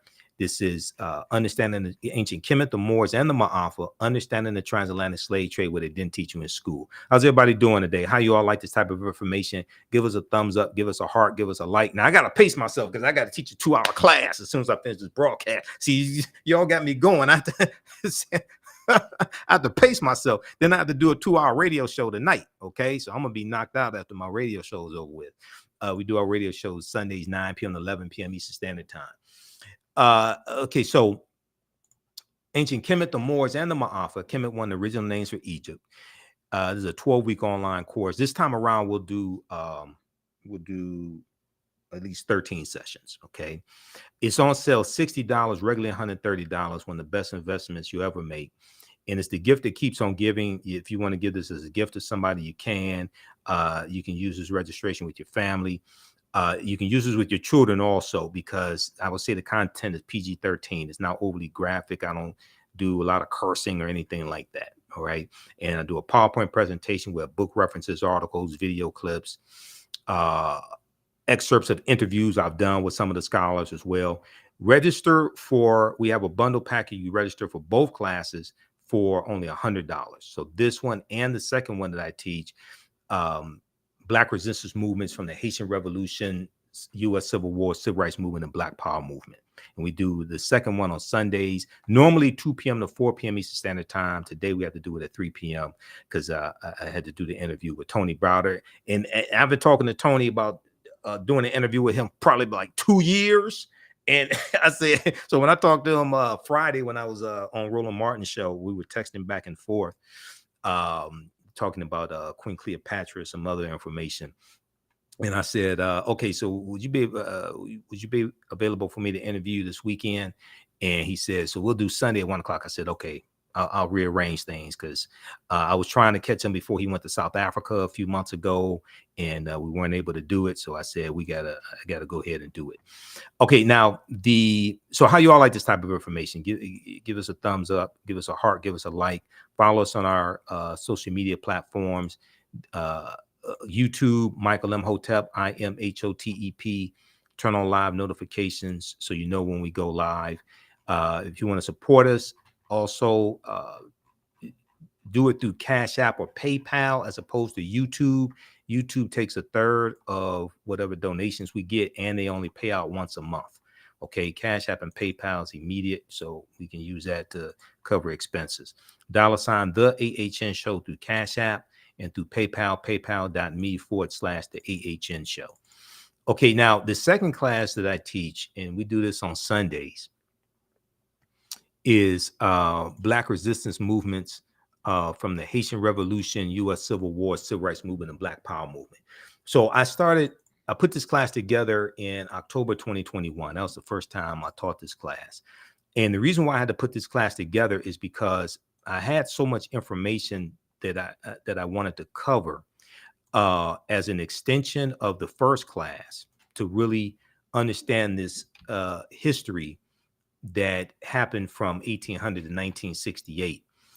I didn't have enough time in understanding the transatlantic slave trade to cover this information like it should be covered. So I had to create this second class so we can go through and look in depth at this history chronologically from 1800 to 1968, 1970. Okay. So, and we see that this history puts us directly on a trajectory to where we are today. All right. Now, when we talk about the voter suppression tactics that are taking place in these former Confederate states, when we look at the political violence that's taking place as well, we see this is reminiscent of the Reconstruction era. Okay, this is reminiscent of the Reconstruction era, 1865 to 1877.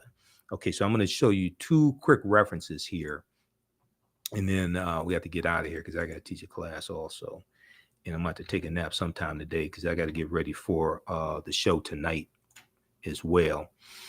And if there are other people that you want me to interview, email me through the website, theafricanhistorynetwork.com, or email me at ahnshow@theafricanhistorynetwork.com. If the other people you want me to interview are the scholars, email me.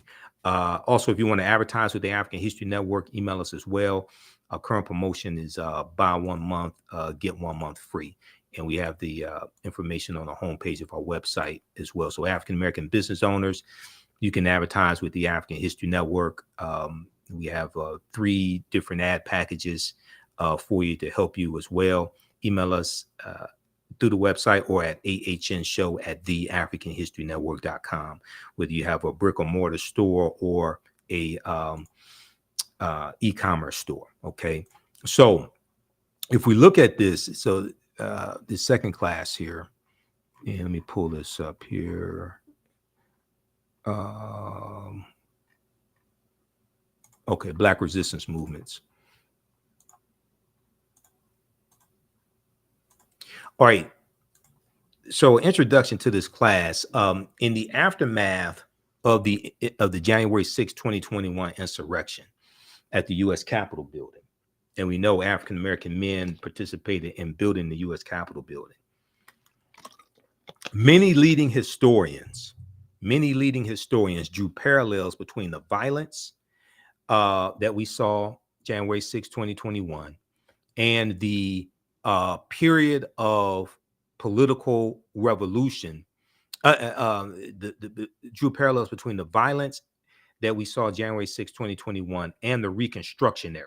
Reconstruction is 1865 to 1877. Okay, 1865 to 1877, and this was the period of political revolution directly following the U.S. Civil War, which is 1861 to 1865. So this 12-week online course that I teach and developed the curriculum for analyzes U.S. history primarily from the African-American perspective, beginning in the period looking at 1800 to 1856, 1865, leading up to the Civil War and the end of the Civil War and the ratification of the 13th Amendment, December 6, 1865, when Georgia ratifies the 13th Amendment. We'll look at the Reconstruction era, 1865, 1877, the Red Summer of 1919, which was the year after World War I ends, and you have about 25 major race riots across the country. We look at World War I, 1914, 1918, the Great Migration, 1915, 1970. 6 million African Americans migrate from the South up north and out west. The Great Migration totally changes the history of this country. World War II, 1939, 1945, the Civil Rights Movement and the Black Power Movement. Okay, so we look at history 1800 to 1968. We start with the Haitian Revolution and the Louisiana Purchase of 1803. Because the Haitian Revolution and the Louisiana Purchase, those two events are connected. Napoleon Bonaparte, and we know Napoleon conquers Egypt in 1798. Napoleon is trying to raise money because the French are almost going bankrupt trying to fight the Haitians in Saint Dominique in Haiti. So they sell the land that Louisiana has here in the land we call the United States of America. They sell what's known as the Louisiana Purchase, the Louisiana Territory, 828,000 square miles of land for about 3 cents an acre. Okay. And this doubles the territory of the U.S. at the time, the Louisiana Purchase. This is looked at as one of the most significant things that President Thomas Jefferson did as president. The Louisiana Purchase of 1803 brought into the United States about 828,000 square miles of territory from France, thereby doubling the size of the young republic, the United States. What was known at the time as the Louisiana Territory stretched from the Mississippi River in the east to the Rocky Mountains in the west, and from the Gulf of Mexico in the south to the Canadian border in the north. Part or all of 15 states were eventually created from the land deal, which was considered one of the most important achievements of Thomas Jefferson's presidency. Okay, but we know France had no claim to the land because there was stolen land from Native Americans and Africans who were here. So you have one thief selling the land to another thief. This is the Louisiana Purchase. Okay. All right, now let me go back to this other slide, and then we have to get out of here. Okay, because I'll get going. I'll be here for the next 2 hours. I mean, this is the type of work that I do. So this is my life's passion, my life's work. It's important to understand this chronology of history from 1800 to 1968, 1970, which brings us to 2023. It's important to understand this chronology of history to get a better understanding of how we got to where we are now, to understand where we need to go from here, understand the laws and policies that need to be put in place to take us where we need to go. Everybody's talking about reparations, but very few people understand the history of the damage that you're trying to seek reparations for, to repair the damage of. And to seek a legal remedy to a historical problem implies that you need to understand both law and history. And unfortunately, most of our people don't understand either one of them. Unfortunately, some of this history is repeating itself. Unfortunately, some of this history is repeating itself. Okay, now there's a good article that we reference in the class. Now, this is from Time Magazine. Okay, Time Magazine. And if you all have any questions, be sure to email me. Email me at ahnshow@theafricanhistorynetwork.com, and I'll respond to I'll try to respond to all of the questions that you have as well. Okay. ahnshow@theafricanhistorynetwork.com. And if you want me to do a presentation for your group or organization, email me also right there or right through the website. Okay. Now, there's an excellent article from Time Magazine that deals with, I'm trying to find this article here because I have so many tabs open here in Google Chrome. Where's that article? Deals with the Reconstruction era and the importance of Reconstruction. Okay, I'll find it here just a second. Where is that article? What this article deals with is a study, a recent study, and it shows how the history of Reconstruction is either not being taught in schools across the country or taught very little in schools across the country. This is a critical piece of history to understand what's taking place today.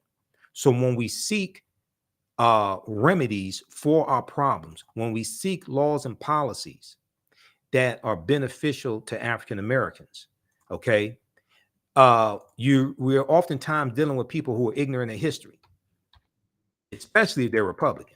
We're oftentimes dealing with people who are ignorant of history, especially if they are Republicans. And politics is the legal distribution of scarce wealth, power, and resources. And the writing of laws, statutes, ordinances, amendments, and treaties, their adoption, interpretation, and enforcement. Politics impacts every aspect of our lives, from the water we drink to the food we eat to the air we breathe, environmental issues, economic issues. Everybody that wants to talk about, well, we don't need to vote. We just need to do like the Asians do. We just going to do economic empowerment. Asians vote too, fool. That means your ass don't do research. Asians vote also. 1, 2, your economy is shaped by politics. Your economy is shaped by laws and policies. In my degrees in business administration, I understand this better than most people. A new report finds that 45 states are failing to teach students about the period that shaped race relations after the Civil War. Now, this is an article from time.com, Time Magazine. This article came out January 12, 2022, okay, by Olivia Waxman. Now, in the aftermath of the insurrection a year ago at the U.S. Capitol, okay, January 6, 2021, many leading historians drew parallels between the violence and the Reconstruction era. The violence and the Reconstruction era, the period of political revolution directly following the American Civil War. Eric Foner is one of the top scholars on the history of the Reconstruction era. Okay, so when you study this history, you'll read about Eric Foner. Okay, let's continue. And you'll see him quoted all throughout numerous articles dealing with this history. Eric Foner said, the events we saw, referring to January 6, 2021, reminded me very much of the Reconstruction era and the overthrow of Reconstruction, the Reconstruction era and the overthrow of Reconstruction, which was often accompanied or accomplished, I should say, by violent assaults on elected officials, Now, Eric Foner is a Pulitzer Prize winning historian and author of Reconstruction, America's Unfinished Revolution, 1863 to 1877. He said this in an interview with the New Yorker published a week after the January 6, 2021 insurrection. Now, scholars and historians say studying the aftermath of the Civil War, which was 1861, 1865, so they're talking about the Reconstruction era, 1865 to 1877. Studying the aftermath of the Civil War can help put in context many of the most seminal events in the U.S. in recent years, from the brutal murder of George Floyd by police May 25th, 2020 in Minneapolis, Minnesota, to the voter suppression laws enacted after African-American voters played a big role in helping Joe Biden and Kamala Harris be elected president and vice president in 2020.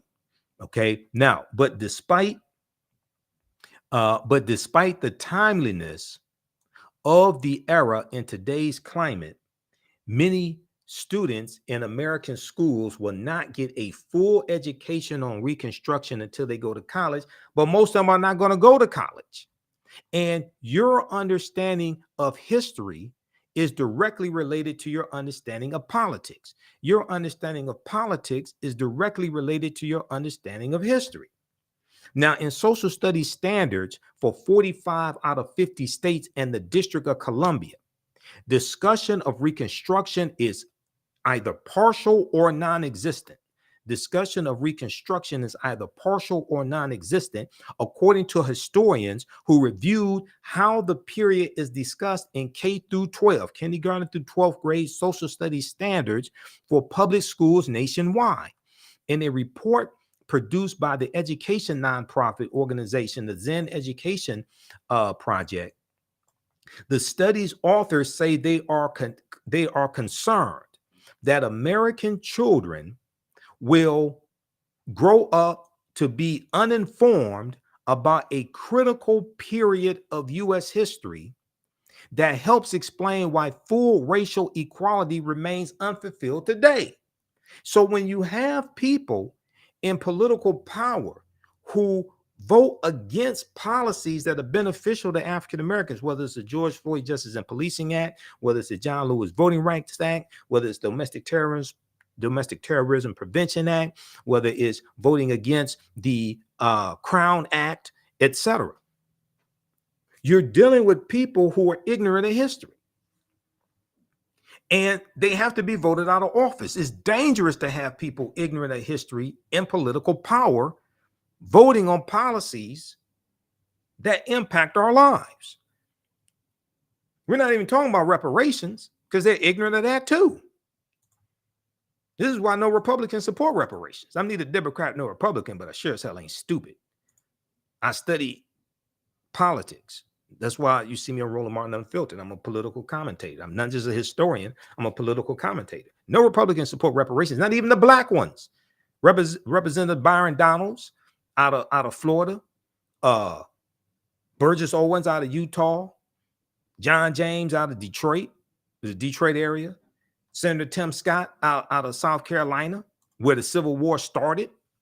Senator Tim Scott is the one that blocked the George Floyd Justice and Policing Act in the negotiations between Senator Cory Booker, then Representative Karen Bass, Democrats, and Senator Tim Scott. He's the one that blocked the George Floyd Justice and Policing Act in the Senate. So it's not just understanding what elected officials can do for us. It's also understanding how to block and stop what they're trying to do to us, and understanding that you have to vote these people out of office. This is why we have to stop telling African Americans to exercise their right to vote. If you want to vote, if you want to exercise, you go to the gym and work out. You don't vote for exercise, you vote for power. Politics is the legal distribution of scarce wealth, power, and resources. Power and the writing of laws, statutes, ordinances, amendments, and treaties, their adoption, interpretation, and enforcement. You vote for power.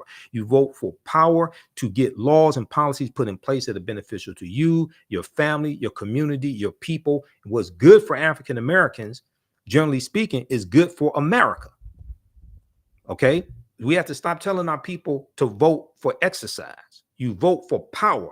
When your goal changes, then the strategy that has to be put in place to achieve the goal will change. And then you get the desired result. As long as people think they're just voting for exercise, you can vote for anybody for exercise. You're not voting for Fannie Lou Hamer or Dr. King. Yes, we stand on their shoulders. Yes, we need to understand their history. Absolutely. But you're voting for today and the future. We need to understand the past But you ain't going to casting the vote for Fannie Lou Hamer. You can write in anybody's name for that. Mickey Mouse, Donald Duck, Doc McStuffins, anybody. You can write in anybody's name.